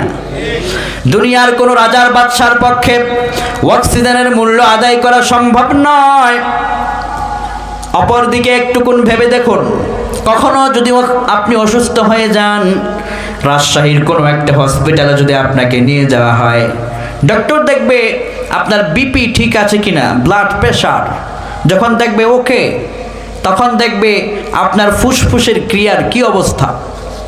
যদি দেখে ফুসফুসের ক্রিয়া বন্ধ হয়ে যাচ্ছে, মেডিকেল সায়েন্স আবিষ্কার করেছে সাপ্লিমেন্টাল অক্সিজেন থেরাপি। অক্সিজেনটা কত বড় নিয়ামত, যাদের শ্বাসকষ্ট হয় তারা বোঝে। হঠাৎ করে শ্বাস বন্ধ হয়ে যায়, তারা বোঝে অক্সিজেন কত নিয়ামত। সুবহানাল্লাহি বিহামদি। প্লেন যখন ইন্টারন্যাশনাল এয়ারপোর্ট, শাহজালাল এয়ারপোর্ট থেকে যখন প্লেনগুলো, আন্তর্জাতিক প্লেনগুলো টেক আপ করে, এই প্লেন আসমানে 50,000 ফিট উপরে যখন উড়ে যায়, বিজ্ঞানের ভাষ্য মতে আসমানে 3000 ফিট উপর পর্যন্ত পৃথিবীর অক্সিজেন চলে। এরপরে কোনো অক্সিজেন নাই, মানুষ বাঁচবে না। কিন্তু এই প্লেন 50,000 ফিট উপরে চলে যায়, তাহলে ওই জায়গায় মানুষ কেমনে বাঁচে? বিজ্ঞান অবাক হয়ে গেছে। ওই জায়গার ভিতরে তারা কৃত্রিম একটা অক্সিজেনের লাইন দিয়ে রেখেছে। যখন 3000 ফিট উপরে প্লেন চলে যায়, প্লেনের ভিতরে কৃত্রিম অক্সিজেনের ব্যবস্থার মূল মন্ত্র দিলেন যিনি, তিনি কে? অক্সিজেন ছাড়া বাঁচবেন না আপনি। এবার দেখেন আমার ভাইরা, যখন অসুস্থ হয়ে যান, ফুসফুসের ক্রিয়া বন্ধ হয়ে গেলে ডক্টর আপনাকে বলবে আপনার শ্বাস প্রশ্বাসটা বন্ধ হয়ে যাচ্ছে, আপনার অক্সিজেন নেওয়া লাগবে। দুনিয়ার অক্সিজেন যদি আপনি টানতে না পারেন, তখন মেডিকেল সায়েন্স তারা আপনাকে হসপিটালের কৃত্রিম অক্সিজেন দিয়ে বাঁচাবে। ওই অক্সিজেন 1 দিন, 2 দিন, 4 দিন, 5 দিন, 10 দিন, 1 মাস। দুনিয়ার ডক্টরের অক্সিজেন নিলেন, 1 মাস পরে যখন হসপিটাল থেকে বেরিয়ে আসবেন, 1 মাসে দেখবেন ডক্টররা বলবে 1 মাসে আপনি এত লিটার অক্সিজেন নিয়েছেন, লক্ষ লক্ষ টাকা আপনাকে অক্সিজেনের পরিশোধ করা লাগবে। আপনি যদি বলেন, ও ডক্টর, 1 মাস আমারে তোমরা অক্সিজেন দিলা, এত লক্ষ টাকা মূল্য চাইলা, কিন্তু আমার আল্লাহ যে বছরের বছর আমারে অক্সিজেন দিল, তিনি তো ডক্টরদের মতো একদিনের অক্সিজেনের মূল্য চান নাই। ঠিক কিনা কোন? কি দয়াবান আমার আল্লাহ, কি মেহেরবান। এত অক্সিজেন দিয়ে বাঁচায় রাখলো, সূর্যের আলোতে ভিটামিন ডি দিল, বিশুদ্ধ পানি পান করাইয়া বাঁচালো। একজন মানুষ প্রতি বছর মেডিকেল সায়েন্সের গবেষণা মতে 1000 লিটার পানি পান করে, প্রত্যেকটা মানুষ, ছোট থেকে বড়, বড়রা আরো বেশি। নিম্ন গবেষণা 1000 লিটার পানি 1 বছরে একটা মানুষ পান করতে হয়, না করলে সে বাঁচবে না। বিজ্ঞান বলছে এই 1000 লিটার পানি যে আপনি বছরে পান করেন, পানিগুলোকে যদি আল্লাহ পেটের মধ্যে জমা কইরা রাইখা দিতেন, তাহলে আপনার পেট 1000 লিটারের একটা ট্যাঙ্কি হয়ে যেত। হাঁটতে পারতেন না, ঘুমাতে পারতেন না। দৈনিকের পানিগুলো দৈনিক বের করে দেন যিনি, তিনি কে? কখনো যদি প্রস্রাবের রাস্তা বন্ধ হয়ে যায়, ধরুন হঠাৎ করে দুপুরে প্রস্রাব হলো না, রাতে হলো না, সারা রাত প্রস্রাবের রাস্তায় পেইন, ব্যথা, তখন আপনি কি করবেন? প্রস্রাবের জ্বালা যন্ত্রণা সহ্য করতে না পেরে রাত 3টা সন্তানকে বলবেন, বাবা তোর পায়ে ধরি, আমারে হসপিটালে নে, ডক্টর দেখাতে হবে। ডক্টর আপনাকে দেখে যদি বলে অপারেশন লাগবে, মাত্র 1 ফোঁটা প্রস্রাব বের করতে অপারেশন লাগবে।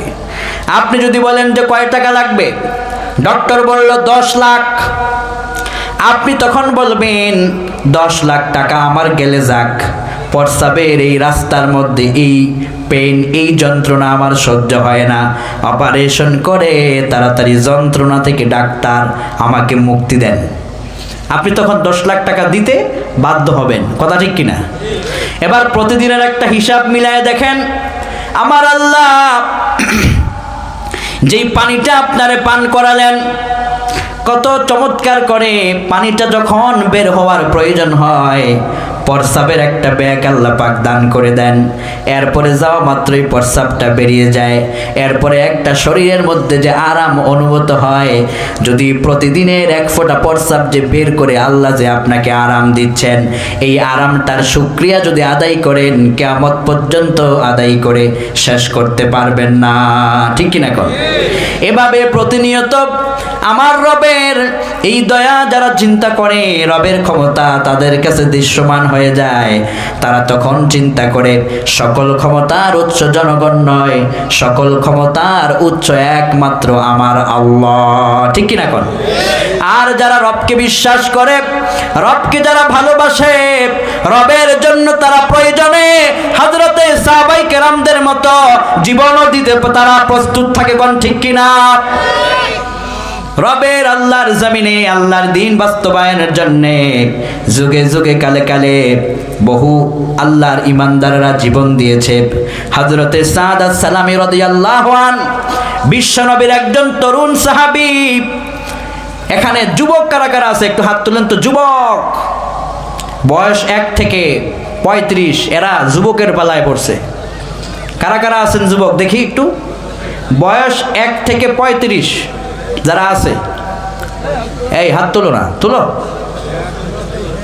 মাশাআল্লাহ মাশাআল্লাহ, তরুণ যুবক। এবার হাত নামান।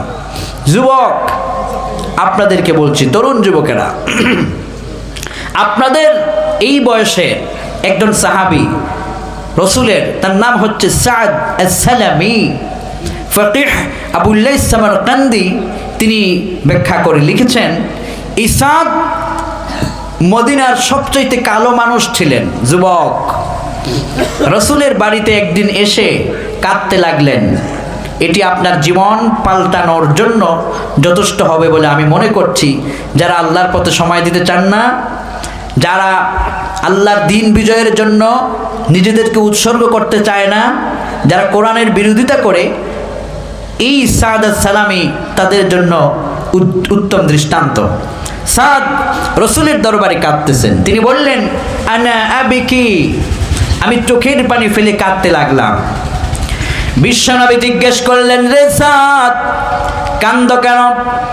যুবক সাদ কয়, ইয়া রাসূলুল্লাহ, ইয়া হাবিবাল্লাহ, আমি আপনার কাছে জানতে চাই, আমি যদি মরে যাই আমি কি আল্লাহর জান্নাত পাবো না? নবীজি বললেন, রে সাদ, তুমি তো ঈমান এনেছ, রাসূলকে তুমি দেখে দেখে আমল করতেছ, জান্নাতের ব্যাপারে তোমার তো কোনো প্রশ্নই আসার কথা নয়। তুমি আমার সাহাবী, মরতে দেরি হবে, জান্নাতের দরজা তোমার জন্য খুলতে দেরি হবে না। এরপরেও সাদ কান্দে। নবীজি বললেন, কেন কান্দো? সাদ কয়, ইয়া রাসূলুল্লাহ, মনের একটা বড় দুঃখ। বিশ্ব নবী বললেন, তোমার মনের ভিতরে কি দুঃখ? সাদ কয়, হুজুর, আমি আল্লাহর ফরজ বিধানগুলো আমার 2 চোখ বন্ধ করে প্রতিনিয়ত পালন করে যাচ্ছি, কিন্তু আপনার একটা সুন্নত আজও পর্যন্ত আমি পালন করে দেখাতে পারি নাই। আমার মনের ভিতরে সন্দেহ, এই সুন্নতটা যে আমি পালন করতে পারি নাই, যদি এর আগেই মারা যাই আল্লাহর কাছে আমি কি জবাব দেব? নবীজি বললেন, কোনটা সেটা? সাদ কয়, ইয়া রাসূলুল্লাহ, আমি আপনার সব সুন্নতকে মেনেছি, কিন্তু বিবাহের সুন্নতটা এখনো পর্যন্ত পালন করতে পারি নাই। নবীজি বললেন, বিয়ে করে ফেলো তাহলে। সাদ কয়, ইয়া রাসূলুল্লাহ, আমার চেহারার দিকে তাকায় দেখেন, আল্লাহ আমাকে একটা কালো চেহারা দিয়েছেন, এজন্য মদিনার বাড়িতে বাড়িতে গিয়ে বিয়ের প্রস্তাব দিলে মেয়ের বাবারা আমার কাছে মেয়ে দেয় না, এই জন্য আমি বিয়েও করতে পারি না। হৃদয়ের মধ্যে আমার কষ্ট, যদি এর আগে মারা যাই, এই সুন্নত না পালনের জন্য যদি আমি ধরা পড়ে যাই। আল্লাহু আকবার। সিক্রেট বিষয়টা হচ্ছে, সাদ যদি বিয়ে না করে মারাও যেতেন, তাকে রব প্রশ্ন করতেন না।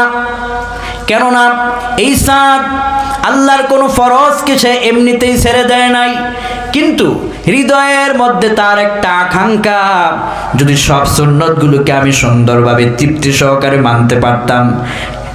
ফরজগুলোকে তার ছুটে যায় নাই, ছোট্ট একটা সুন্নত, সব সুন্নত কোনোটাই ছোট নয়, কিন্তু এই একটা মাত্র সুন্নত পালন করতে পারে নাই বলে হৃদয়ের মধ্যে একটা কষ্ট, হাহারে সুন্নতটা আমার ছুটে যাচ্ছে।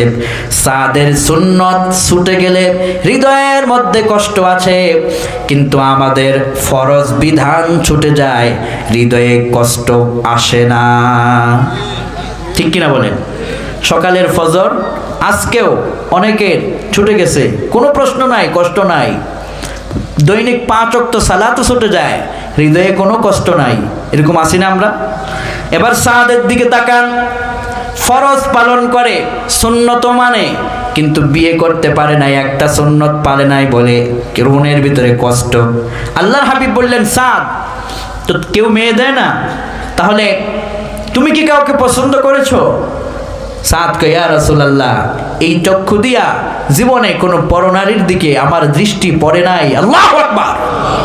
আমি কাউরে পছন্দ করতে পারি না হুজুর, আপনি যদি দয়া করে আমার জন্য ব্যবস্থা করে দেন। আল্লাহর হাবিব বললেন, রে সাদ, আমি বিশ্ব নবী, মদিনার নবী বললাম, আমি ঘোষণা দিলাম আগামী দিন আমি নবী নিজে তোমার বিয়ে পড়ায়া দেব। সাদকে হুজুর মাইয়া বমুগই, আপনাদের এলাকা কি বলে? মেয়েকে মেয়ে বলে না? আমাদের ঢাকাইয়া ভাষায় মাইয়া কয়, মাইয়া। জি জি, মাইয়া। তো সাদ কয়, ইয়া রাসূলুল্লাহ, কন্যা কোথায় পাবো? কোনো মেয়ের বাবা তো আমার কাছে দেয় না। আমি মদিনাতে ঘুরছি, আমার চেহারা দেখে ঘর থেকে আমারে ফিরাই দিত। বিশ্বনবী বললেন, তোমার চেহারা কালো হতে পারে, কিন্তু তোমার হৃদয়ে যে ইমানের একটা জজবা, ইসলামের প্রতি যে ভালোবাসা, রবের জন্য যে ভালোবাসা, একটা সুন্নত পালন করতে পারো নাই, হৃদয়ে তোমার কষ্ট, তোমার রবের জন্য তোমার যে পরিমাণ ভালোবাসা, সাদ তোমার চেহারা কালো হতে পারে, কিন্তু তোমার হৃদয় কালো নয়, একেবারে উজ্জ্বল আলোয় দীপ্ত। সুবহানাল্লাহ কোন? তো তুমি একটা কাজ করো সাদ, আমি নিজে তোমার বিয়ের জন্য আমি মদিনার সবচাইতে সুন্দরী রমণীটার সাথে তোমার বিয়ের ব্যবস্থা করায় দেব। কোন আল্লাহু আকবার। হযরতে সাদ বিশ্বনবীর দরবার থেকে, বিশ্বনবীর কাছ থেকে একটা পত্র নিয়া মদিনার সবচাইতে সুন্দরী রমণীর বাড়িতে গেলেন। ওই রমণীর পিতার নাম হচ্ছে আমর ইবনে ওয়াহাব আল কারশি রাদিয়াল্লাহু আন, বিশ্বনবীর একজন বিখ্যাত সাহাবী এবং মদিনার গোত্র সরদার। সাদ আস-সালামি ঘরের সামনে গিয়া দরওয়াজায় সালাম দিলেন, ঘরের দরওয়াজা খুলে গেল। আমরা যদি কারো বাড়িতে যাই, আগে গিয়ে সালাম দেই নাকি বলি ও আসো? আমরা কি সালাম দেই? আমরা ঘরের দরজায় গিয়ে আসো, ভিতর থেকে কয়ে আসি, দরজা খুলে দেয়, সালাম নাই। মুসলমানের আদাব আমাদের থেকে কতটা দূরে গিয়েছে। অথচ আপনি যখন কারো গৃহের সামনে যাবেন, আগে আপনি সালাম দেন। গৃহ থেকে আপনার সালামের জবাব, অনুমতি আসলে দেন, তারপরে আপনি প্রবেশ করেন। অন্যের ঘরে আপনি জোরপূর্বক গৃহে প্রবেশ করে মানুষের পার্সোনালিটিতে আঘাত করার অথরিটি ইসলাম আপনাকে দেয় নাই। কথা ঠিক কিনা? আপনি যখন কারো বাড়িতে যাবেন, আগে কি দিবেন? সালাম দিবেন, জোরে সালাম দিবেন। সালাম দিলে ভিতরে স্বামী স্ত্রী তাদের পার্সোনাল ওয়ার্কে থাকতে পারে, পিতা তার সন্তানদেরকে নিয়ে পার্সোনাল কাজে, হিসাব নিকাশে বা বিভিন্ন ব্যক্তিগত কাজে থাকতে পারে। আপনি সালাম দিলে ওনারা এক একজনের জায়গায় চলে যাবে, তারপরে আপনার দরজা খুলে দেবে, আপনি ঢুকবেন। আমাদের তো সালামও নাই, পর্দাও নাই, আছে না? মায়েরা পর্যন্ত গিয়ে পুরুষের বাড়িতে গিয়ে অমুকের বাবা আছো, অথচ এই মায়ের ওই পুরুষের সঙ্গে দেখা দেওয়া তার জন্য হারাম ছিল। তিনি নিজেই মা গিয়ে সালাম দিচ্ছেন না, দরজার সামনে দাঁড়াচ্ছেন, তিনিও তার সামনে সাক্ষাৎ দিচ্ছেন। এরকম আমাদের হচ্ছে। আল্লাহ আমাদের বোঝার তৌফিক দিক, বলি আমিন। সাদ কি করলেন? আগে সালাম দিলেন। সালাম পাবার পরে আমর ইবনে ওয়াহাব আল কারশি দরজা খুললেন। দরজা খোলার পরে দেখলেন একজন কালো যুবক দাঁড়ানো। আমর ইবনে ওয়াহাব আল কারশি কয়, রে যুবক, তুমি কে? কয়, আমি সাদ। কোত্থেকে?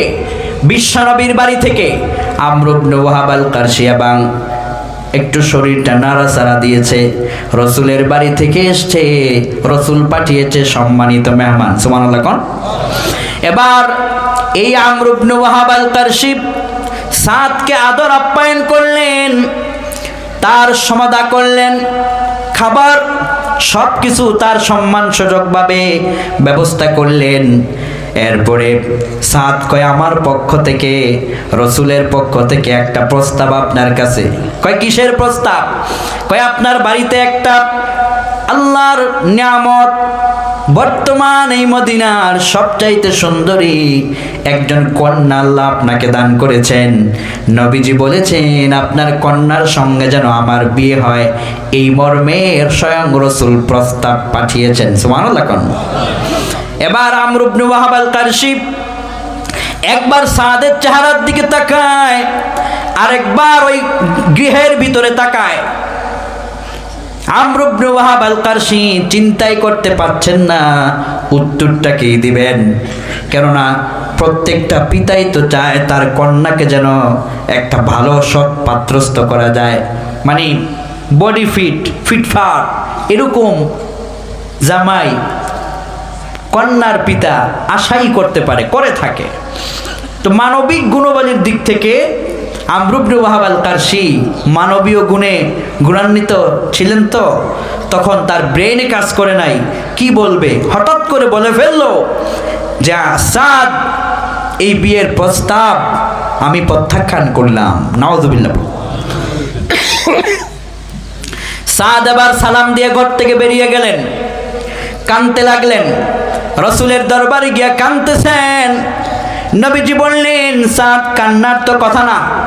কয়া রাসূলুল্লাহ, প্রস্তাব প্রত্যাখ্যান। আল্লাহর হাবিব বললেন তুমি চিন্তা করো না, রবের পক্ষ থেকে ফয়সালা অল্প সময়ে চলে আসবে। আল্লাহু আকবার।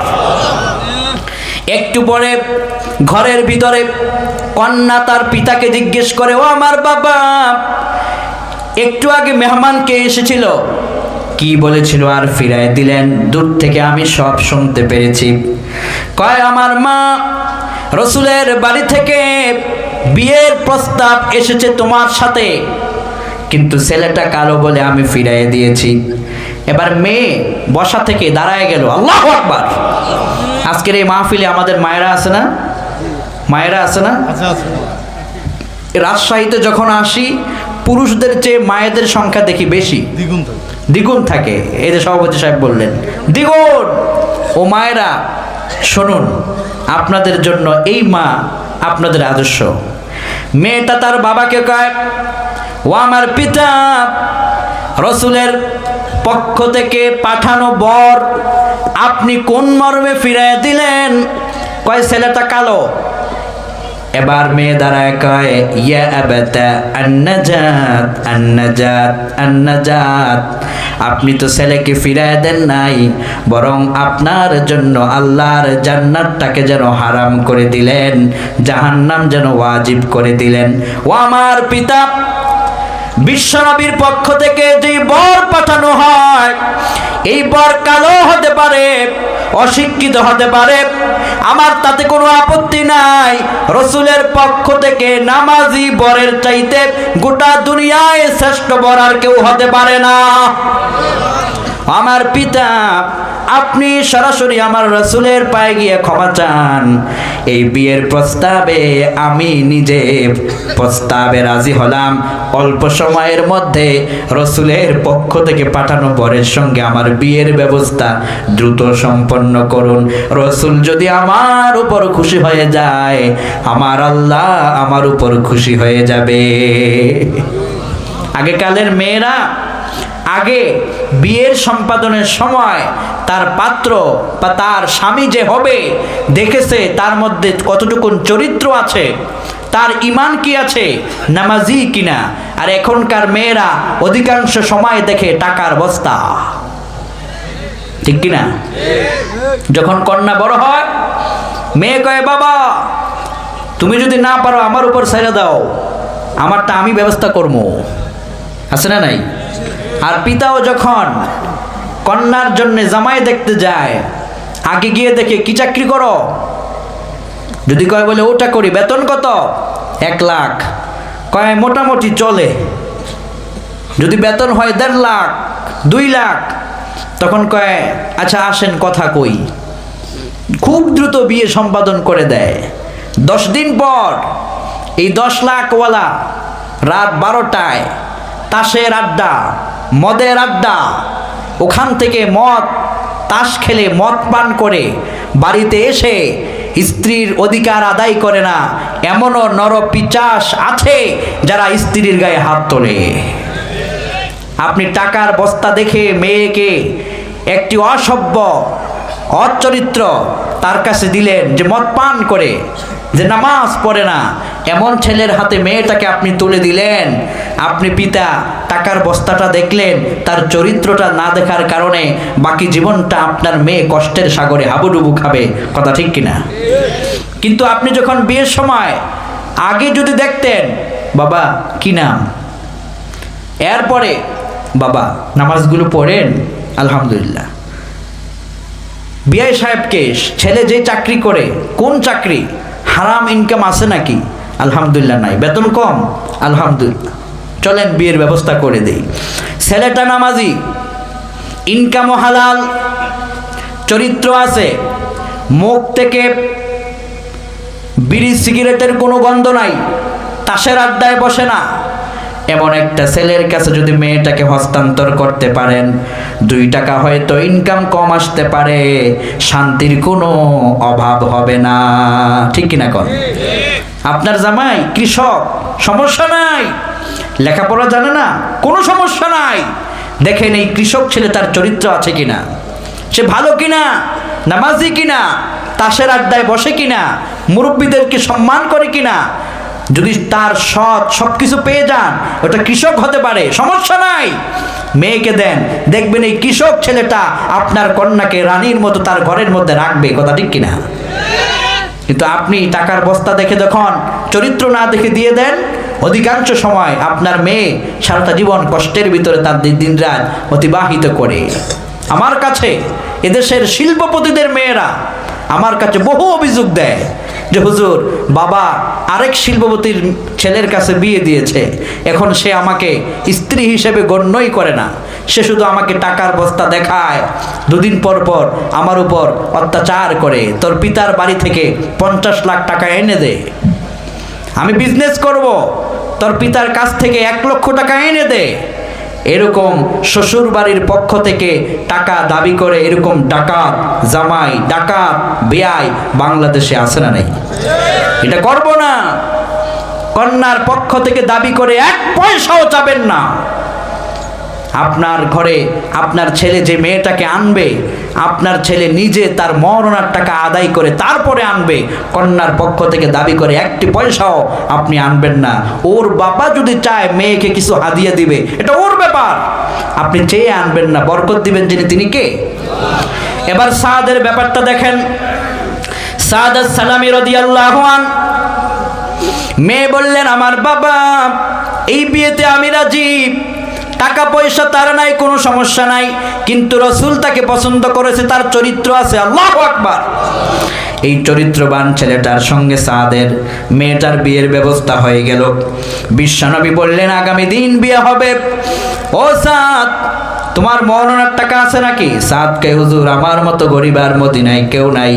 বিশ্বনবী 3 জন সাহাবীর কাছ থেকে টাকা নিয়ে তারপরে মহরণার টাকা আদায় করলেন, আর বললেন, অতিরিক্ত কিছু টাকা নিয়ে মদিনার বাজারে যাও, তোমার প্রয়োজনীয় কিছু যা লাগবে একটু কেনাকাটা করো। ও সাদ, আগামী দিন তোমার বিয়ে হবে, তুমি মনের আনন্দে আল্লাহর শুকরিয়া আদায় করো। সাদ শুকরিয়া করতে করতে মদিনার বাজারের দিকে গেলেন। আগামী দিন বিয়ে হবে, বিয়েটা পড়াবেন মুহাম্মদ সাল্লাল্লাহু, আহারে কি সৌভাগ্য, রসুল পড়াবেন, রসুল পছন্দ করেছেন, রসুলের কথায় মেয়েটা রাজি হয়েছে। সাদ এবার বিয়ের জন্য বাজার করার জন্য মদিনার বাজারে গেলেন।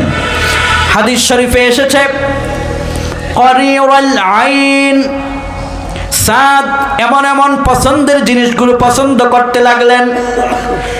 একবার চেহারার দিকে তাকালে, জিনিসগুলোর দিকে তাকালে দ্বিতীয়বার চেহারা আর ফিরানো যায় না, এমন পছন্দনীয় জিনিসগুলো তিনি পছন্দ করতে লাগলেন। পকেট থেকে টাকা মাত্র দিবেন, এখনো দেয় নাই, টাকাটা বের করে দোকানদারকে দিবেন, আর এমন সময় একটা অলৌকিক আওয়াজ সাদ শুনতে পেলেন, আন্নাফির আন্নাফির, তৎকালীন সময়ে জিহাদের ডাক দেওয়া হতো এই শব্দ দিয়ে, হাইয়া আলাল জিহাদ। ও সাহাবায়ে কেরামরা, জিহাদের ডাক এসেছে, কে কোথায় আছো?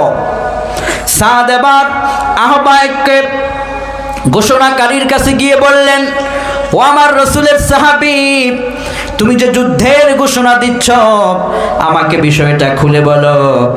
সাহাবী কয়, রাহমাতুল লিল আলামিন নবীজি জিহাদের ডাক দিয়েছেন, কে কোথায় আছে যাওয়ার জন্য সবাইকে প্রস্তুত থাকতে বলেছেন। সাদ এবার আসমানের দিকে তাকায়া সাদ কয়, আল্লাহ, আগামী দিন আমার বিয়ের কথা, আর বিয়েটা রাসূল পড়াবেন।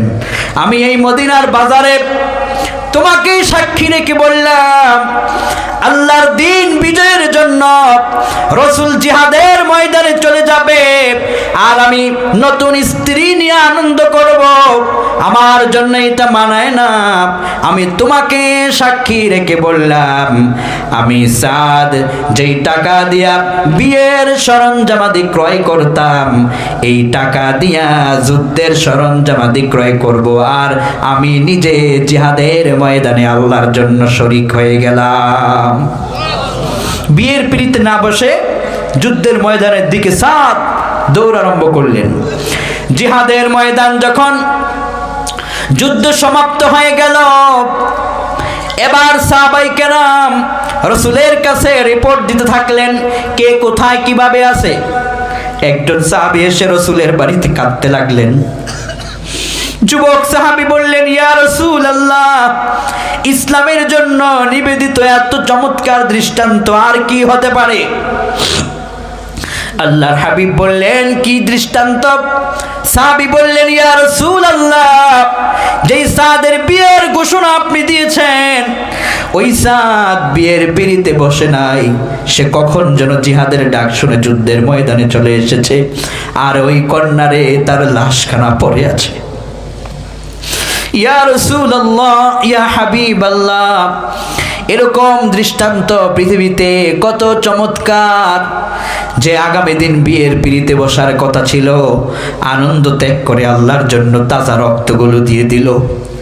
আল্লাহর হাবিব সাল্লাল্লাহু আলাইহি ওয়াসাল্লাম সাদের মৃত্যুর খবর শোনা মাত্র তার চেহারাটা মলিন হয়ে গেল, মায়া হয়ে গেল। একটু পরে আবার নবীজি মুস্কি হাসি দিলেন। একটু পরে আবার নবীজি তার চেহারা মোবারকটাকে সাহাবায়ে কেরামদের থেকে দূরে সরিয়ে নিলেন। সাহাবায়ে কেরাম বললেন, ইয়া রাসূলুল্লাহ, ইয়া হাবিবাল্লাহ, আল্লাহর জন্য আমাদের জান কুরবান হয়ে যাক। আপনি সাদের মৃত্যুর খবর শোনার পরে চেহারাটা মলিন হয়ে গেল, হয়তো সাদের জন্য মায়া হয়েছে বুঝলাম, কিন্তু চেহারা মলিন হবার পরে আপনি আবার কেন হাসলেন? কান্নার পরে তো মানুষ হাসে না। আশ্চর্য ঘটনা আপনার চেহারার মধ্যে ঘটে গেল। এরপরে আবার চেহারা মোবারকটাকে ফিরায় নিলেন গো রাসূল। কেন হলো? আল্লাহর হাবিব বললেন, ওয়া মা সাবিনা লাউ তা'লামুনা মা আ'লামু, আমি যা জানি তোমরা তা জানো না। ও সাহাবীরা, আমার সাদ আমার আল্লাহর জন্য আজকে যা করেছে, আল্লাহ পাক সাদকে দুনিয়া থেকে শহীদের দরজা দিয়েছে।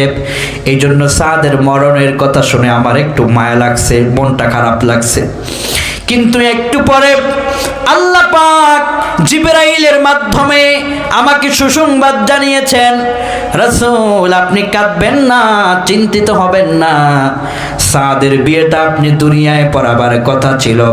সাদ আল্লাহর জমিনে দ্বীন প্রতিষ্ঠার জন্য, আল্লাহর জন্য যে জীবন দিল, আল্লাহ পাক সাদের উপর খুশি হয়ে আগামী দিন আপনার দুনিয়ায় সাদের বিয়ের কথা ছিল, এখন আর সাদের বিয়েটা দুনিয়ায় নয়, জান্নাতের ভিতরে জান্নাতের হুরদের সঙ্গে আল্লাহ ব্যবস্থা করে দিবেন।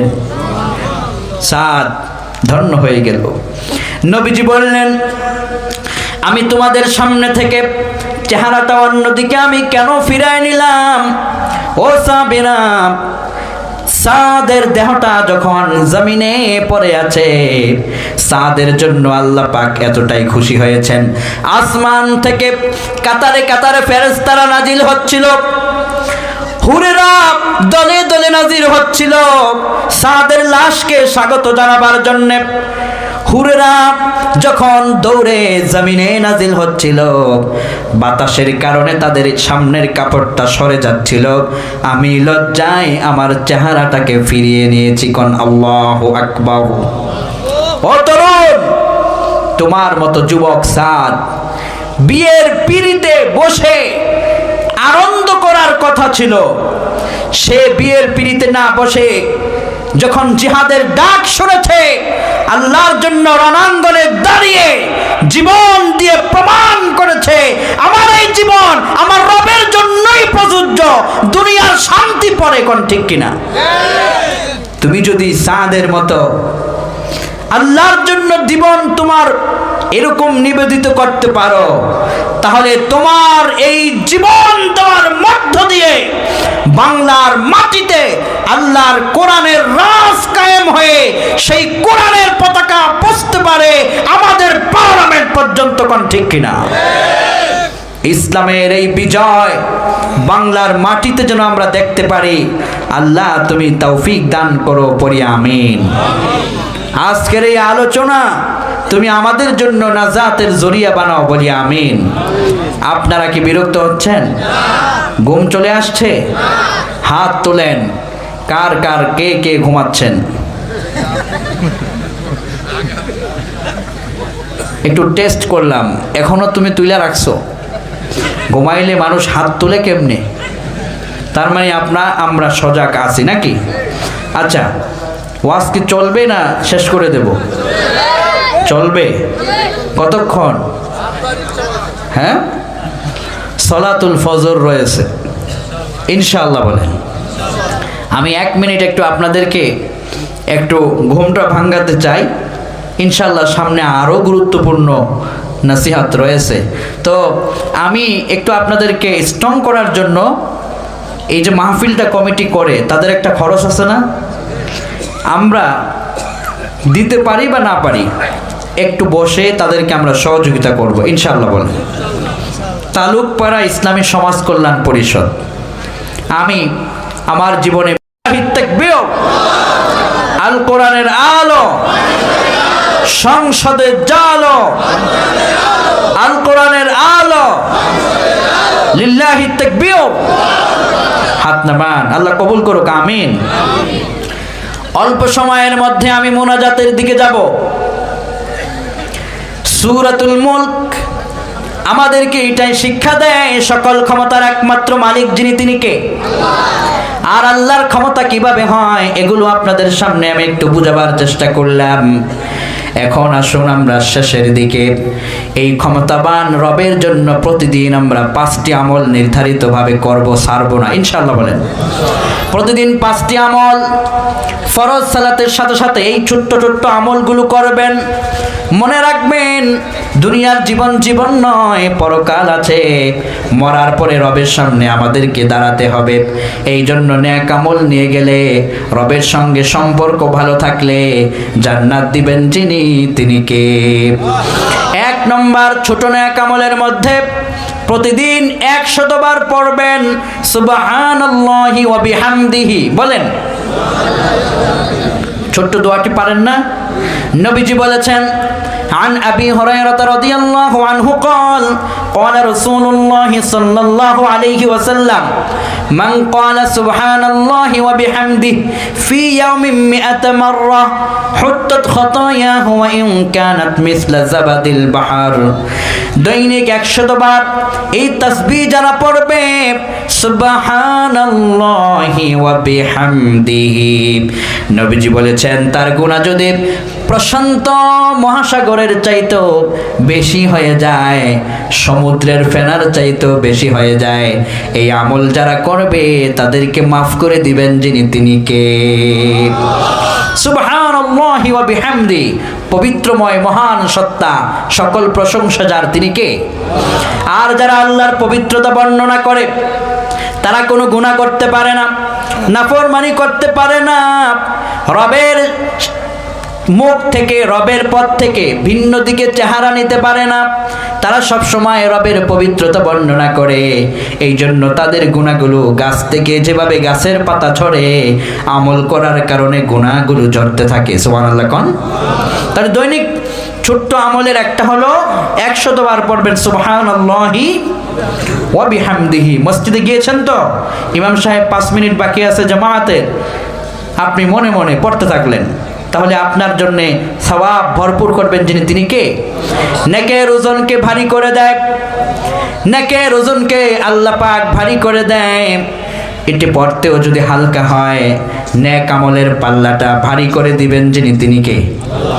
2 নম্বর আমল হলো প্রতিদিন অন্তত 1 আয়াত হলো কোরআন পড়বেন। ফজরের সালাতের পরে কোরআন পড়বেন। অধিকাংশ মানুষ এখন আমরা কোরআন পড়ি না, কোরআন বুঝতে চাই না। কোরআন যারা পড়ায় হুজুরদের বেতন বাকি রাখি, আছে না?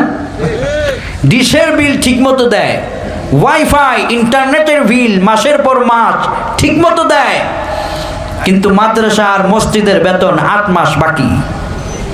এরকম আছে না? বাকি রাখেন না, কোরআনের জন্য আগে দিবেন ইনশাআল্লাহ কোন। এই যে হুজুর আছে, প্রতিষ্ঠান চালায়, হুজুর জানে কত বাকি থাকে, তো বাকি রাখবেন না। প্রতিদিন একটা আয়াত হলেও কোরআন পড়বেন, কোরআনের প্রতি সম্মান রাখবেন। এবার আপনারা যদি বলেন হুজুর কোরআন তো পুরোটা পারি না, কোরআনের বড় আয়াত পারি না, তো আমি আপনাদের বলবো ছোট্ট সূরা ইখলাস তো পারেন নাকি? সবাই পারেন না এটা? এই সূরাতুল ইখলাস অন্তত 10 বার পড়বেন। নবীজি বলেছেন বানাল্লাহু লাহু কাসরান ফিল জান্নাহ, যারা এই সূরাতুল ইখলাসের আমল করে মরার পরে তাদেরকে আপ্যায়নের জন্য জান্নাতে রাজমহল বরাদ্দ দেওয়া হবে। সূরাতুল ইখলাস দৈনিক 10 বার পড়বেন, কোরআনের বরকত ঢেলে দিবেন যিনি, তিনি কে? 3 নম্বর, প্রিয় রাসূলের উপর দুরূদ শরীফ পড়বেন নিম্নে 10 বার সাল্লাল্লাহু আলাইহি ওয়াসাল্লাম। এটা আপনি ছোট্ট এই দুরূদটা, দুরূদ ইব্রাহিম যা পারেন নিম্নে 10 বার প্রিয় রাসূলের উপর দুরূদ পড়বেন। নবীজি বলেছেন দুরূদ শরীফের আমল যারা করে, ও দুনিয়ার মানুষেরা, মান সাল্লা আলাইহি ওয়াহিদাতান সাল্লাল্লাহু আলাইহি আশারা, আসমান থেকে আল্লাহর রহমতের ফেরেশতারা যখন আপনি দুরূদ পড়বেন, সাথে সাথে আপনার প্রতি রহম করবেন যিনি, তিনি কে? আবার যত বেশি করে দুরূদ পড়বেন আপনার অভাবটা দূর করে দিবেন যিনি, তিনি কে? দুরূদ শরীফ 3 নম্বরে দুরূদ পড়বেন, যেই দুরূদে পারেন পড়তে থাকবেন, তাহলে আপনার হৃদয়ের মধ্যে এটা জাগ্রত হবে যে আমার একজন মহান আদর্শ নেতা রাসূল আছে, ঠিক কি না? হযরত মুহাম্মদ সাল্লাল্লাহু আলাইহি ওয়াসাল্লাম is the best ideal leader of the world. এই রাসূলের উপরে আদর্শ নেতা পৃথিবীতে আর কোনো বাপ, কোনো মা জন্ম দিতে পারে নাই, কোন। আল্লাহু আকবার। গোটা দুনিয়ার জার্নালিস্ট, যত গবেষক আছে, ধর্মশাস্ত্রবিদ আছে, সবাই একমত মুহাম্মদ সাল্লাল্লাহু আলাইহি ওয়াসাল্লামের উপরে আদর্শ নেতা পৃথিবীতে আর একজনও নাই। আল্লাহু আকবার। লেনিন, কার্ল মার্কস যা আছে সবাই আমার রাসূলের কাছে ফেল। আমার রাসূল সর্বকালের সর্বযুগের সবার সেরা আদর্শ নবী সাল্লাল্লাহু আলাইহি ওয়াসাল্লাম। তো এই প্রাণপ্রিয় রাসূলের উপর 10 বার দরুদ পড়বেন নিম্নে, বেশি পারলে তো আরো ভালো। 4 নম্বরে ইস্তেগফার পড়বেন প্রতিদিনের গুনাহের জন্য। প্রতিদিন রাতে ঘুমাতে গেলেন, আজকের দিনে যত গুনাহ হয়েছে আজকে আল্লাহর কাছে মাপ চাইবেন, ক্ষমা করবেন যিনি, তিনি কে? নবীজি বলেছেন ইন্না রাব্বাকা লা ইয়াজাবু মিন আবদিহি ইযা ক্বালা রাব্বিগফিরলি যুনুবি। আল্লাহর কাছে যারা বলে আল্লাহ মাফ করে দেন, পাপ মোচন করে দেন, বান্দার প্রতি রব খুশি হয়ে যান। বান্দা যখন তওবা করে, আত্তাইবু মিনাজ যামবি কামাল্লা যামবালা, তওবার কারণে গুনাহ যখন ক্ষমা হয়ে যায়, বান্দার আমলনামায় যেন মনে হয় 1 ফোঁটা গুনাহও থাকে না। কোন সুবহানাল্লাহ। প্রতিনিয়ত প্রতিদিনের গুনাহের জন্য আল্লাহর কাছে মাফ চাইবেন। রাসূল বলতেন, আল্লাহি ইন্নী লা আস্তাগফিরুল্লাহ ওয়া আতুবু ইলাইহি ফিল ইয়াউম আকথারু মিন 70 মাররা। আমি 70 বারের বেশি আমার আল্লাহর কাছে তওবা ইস্তেগফার করি। কোন আল্লাহু আকবার। রাসূলের কি গুনাহ ছিল? আমার রাসূল কত আদর্শ মহান রাসূল, তিনি প্রতিদিন 70 বারের বেশি তওবা করতেন। আমাদের গুনার কোনো সীমা নাই, আমরা তওবা ভুলে যাই, গুনাহ করতেই থাকি, আল্লাহর কথা মনে থাকে না, এরকম অসচেতন আমাদের অনেক ক্ষেত্রে আমরা হয়ে যাই। এজন্য আজকের চতুর্থ আমল হবে প্রতিদিন ন্যূনতম একবার হলেও আল্লাহর কাছে বলবেন, আল্লাহ অনেক গুনাহ করছি, তুমি মাফ করে দাও। ক্ষমা করবেন যিনি, তিনি কে? 5 নম্বর, প্রতিদিন 5 ওয়াক্ত সালাত জামাতের সাথে আদায় করবেন ইনশাআল্লাহ। ও যুবকেরা, নামাজ আর ছাইরো না। রাত 3টায় ফ্রি ফায়ার পাবজি খেলা সময় নষ্ট কইরো না। টিকটক, ইনস্টাগ্রাম, ফেসবুকে সময় দিয়া জীবনকে এভাবে কাটায় দিও না। মনে রেখো, মৃত্যু যেদিন চলে আসবে সেদিন তুমি আফসোস করে বলবে, ও ফেসবুক, তোমাকে এত সময় না দিয়া যদি আমি আমার আল্লাহকে দিতে পারতাম। মৃত্যুর সময় মালাকুল মউত যখন আসবে তখন ইউটিউবকে বলবে, ও ইউটিউব, তোমাকে সময় না দিয়া যদি আমি আমার আল্লাহকে দিতে পারতাম। মৃত্যুর সময় ফেরেশতা যখন ঘনিয়ে আসবে তখন তুমি আফসোস করে বলবে, ও ফ্রি ফায়ার পাবজি, ওই গেমস, তোমাকে সময় না দিয়া আমি আমার আল্লাহকে যদি দিতে পারতাম। মৃত্যুর সময় আফসোস করে বহু মানুষ বলবে, হায় আফসোস, দোকানে বসে সময় না দিয়ে রাত 10টা, 11টা, 12টায় দোকানের চার আড্ডায় সময় না দিয়ে আমি যদি আমার আল্লাহকে দিতে পারতাম। মৃত্যুর সময় বহু মানুষ আফসোস করে বলবে, আমার 70, 60, 80 বছরের জিন্দগিটা এই পাপের রাজ্যে না কাটাইয়া আমি যদি আমার আল্লাহকে দিতে পারতাম। সেদিন শুধু মানুষ আফসোস করবে আর আফসোস করে বলবে, যদি আমি সেজদা আল্লাহকে বেশি দিতে পারতাম। সেদিন আফসোস করে কোনো কাজে লাগবে না। এজন্য মরণের আগে আফসোস করতে হবে, রবের কাছে ক্ষমা চাইতে হবে, ঠিক কিনা কোন? এখন থেকে 5 ওয়াক্ত সালাত আর কেউ ছাড়বেন না ইনশাআল্লাহ। কোন আজকের মাহফিল সার্থক হবে যদি আমরা সালাত পড়ি ইনশাআল্লাহ। পড়ব তো ইনশাআল্লাহ। ও যুবক ভাইরা, তোমার কাছে আমি আবেদন করে যাই, যা কিছুই করো নামাজটা ছাইরো না। ও যুবক ভাইরা, যা কিছু করেন নামাজটা ছাড়বেন না। মায়েরা, ও আমার মায়েরা, ও আমার বোনেরা, আপনার সাংসারিক ব্যস্ততা তো আছেই, সন্তান গুছাতে হয়, স্বামীর মন রক্ষা করতে হয়, শ্বশুর শাশুড়ি দেখতে হয়।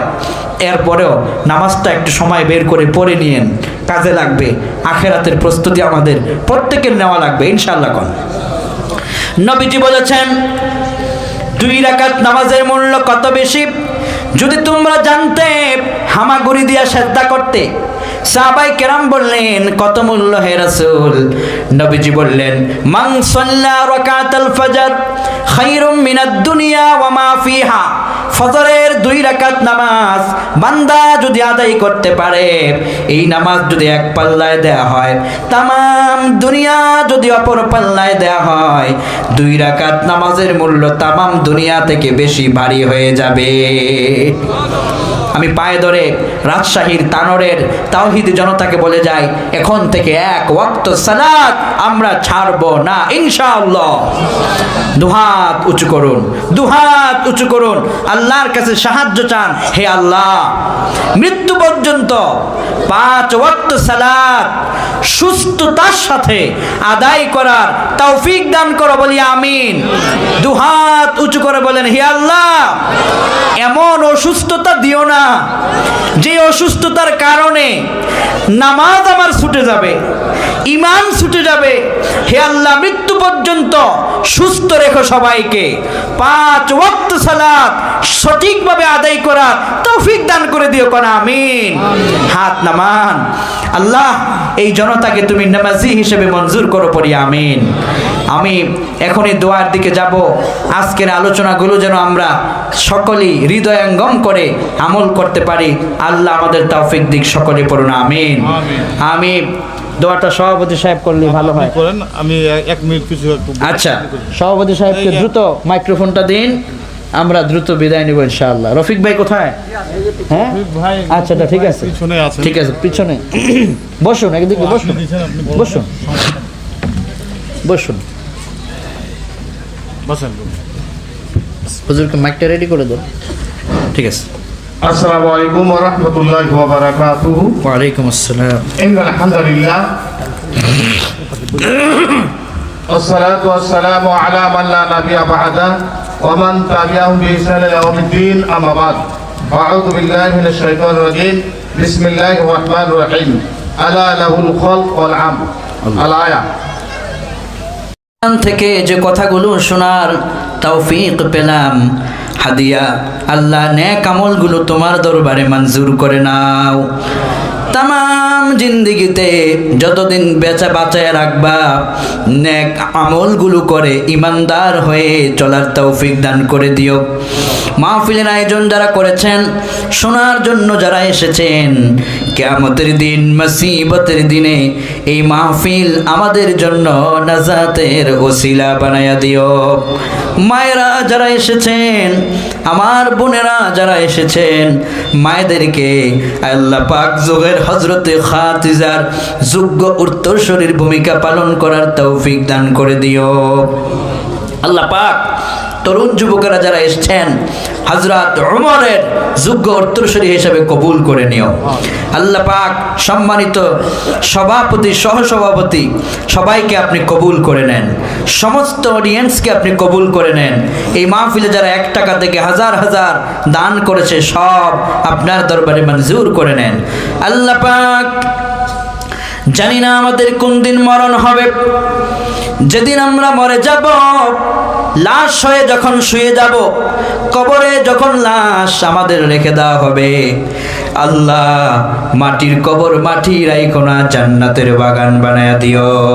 কিয়ামতের ময়দানে সূরা মুলক যখন মানুষের পক্ষ হয়ে সুপারিশ করবে, তোমার কোরআনের শাফাআত আমাদের ভাগ্যে নসিব করে দিও। আমাদের আশেপাশে যত প্রতিষ্ঠান আছে, ইসলামী প্রতিষ্ঠানগুলোকে তুমি কবুল করে নাও। আশেপাশে যত মসজিদ আছে, ইমাম সাহেবদেরকে সম্মানিত করো। মসজিদে গিয়ে সালাত পড়ে, আল্লাহ যারা সালাত পড়ে তাদের কপালগুলো জান্নাতি কপাল বানায়া দাও। মুরব্বী যারা এসেছেন, তাদেরকে মুরব্বী সাহাবী হযরত আবু বকর রাদিয়াল্লাহু আনহুর মতো কবুল করে নিও। যুবক যারা এসেছে, জান্নাতি যুবক সাহাবী হযরত ওমর রাদিয়াল্লাহু আনহুর বরকতে তাদেরকেও কবুল করে নিও। আগামী দিনের প্রোগ্রাম তোমার পক্ষ থেকে রহম বরকত দিয়ে সুন্দরভাবে পরিচালনার ব্যবস্থা করে দিও। রব্বানা تقبل منا إنك أنت السميع العليم وتب علينا إنك أنت التواب الرحيم سبحان ربك رب العزة عما يصفون وسلام على المرسلين والحمد لله رب العالمين.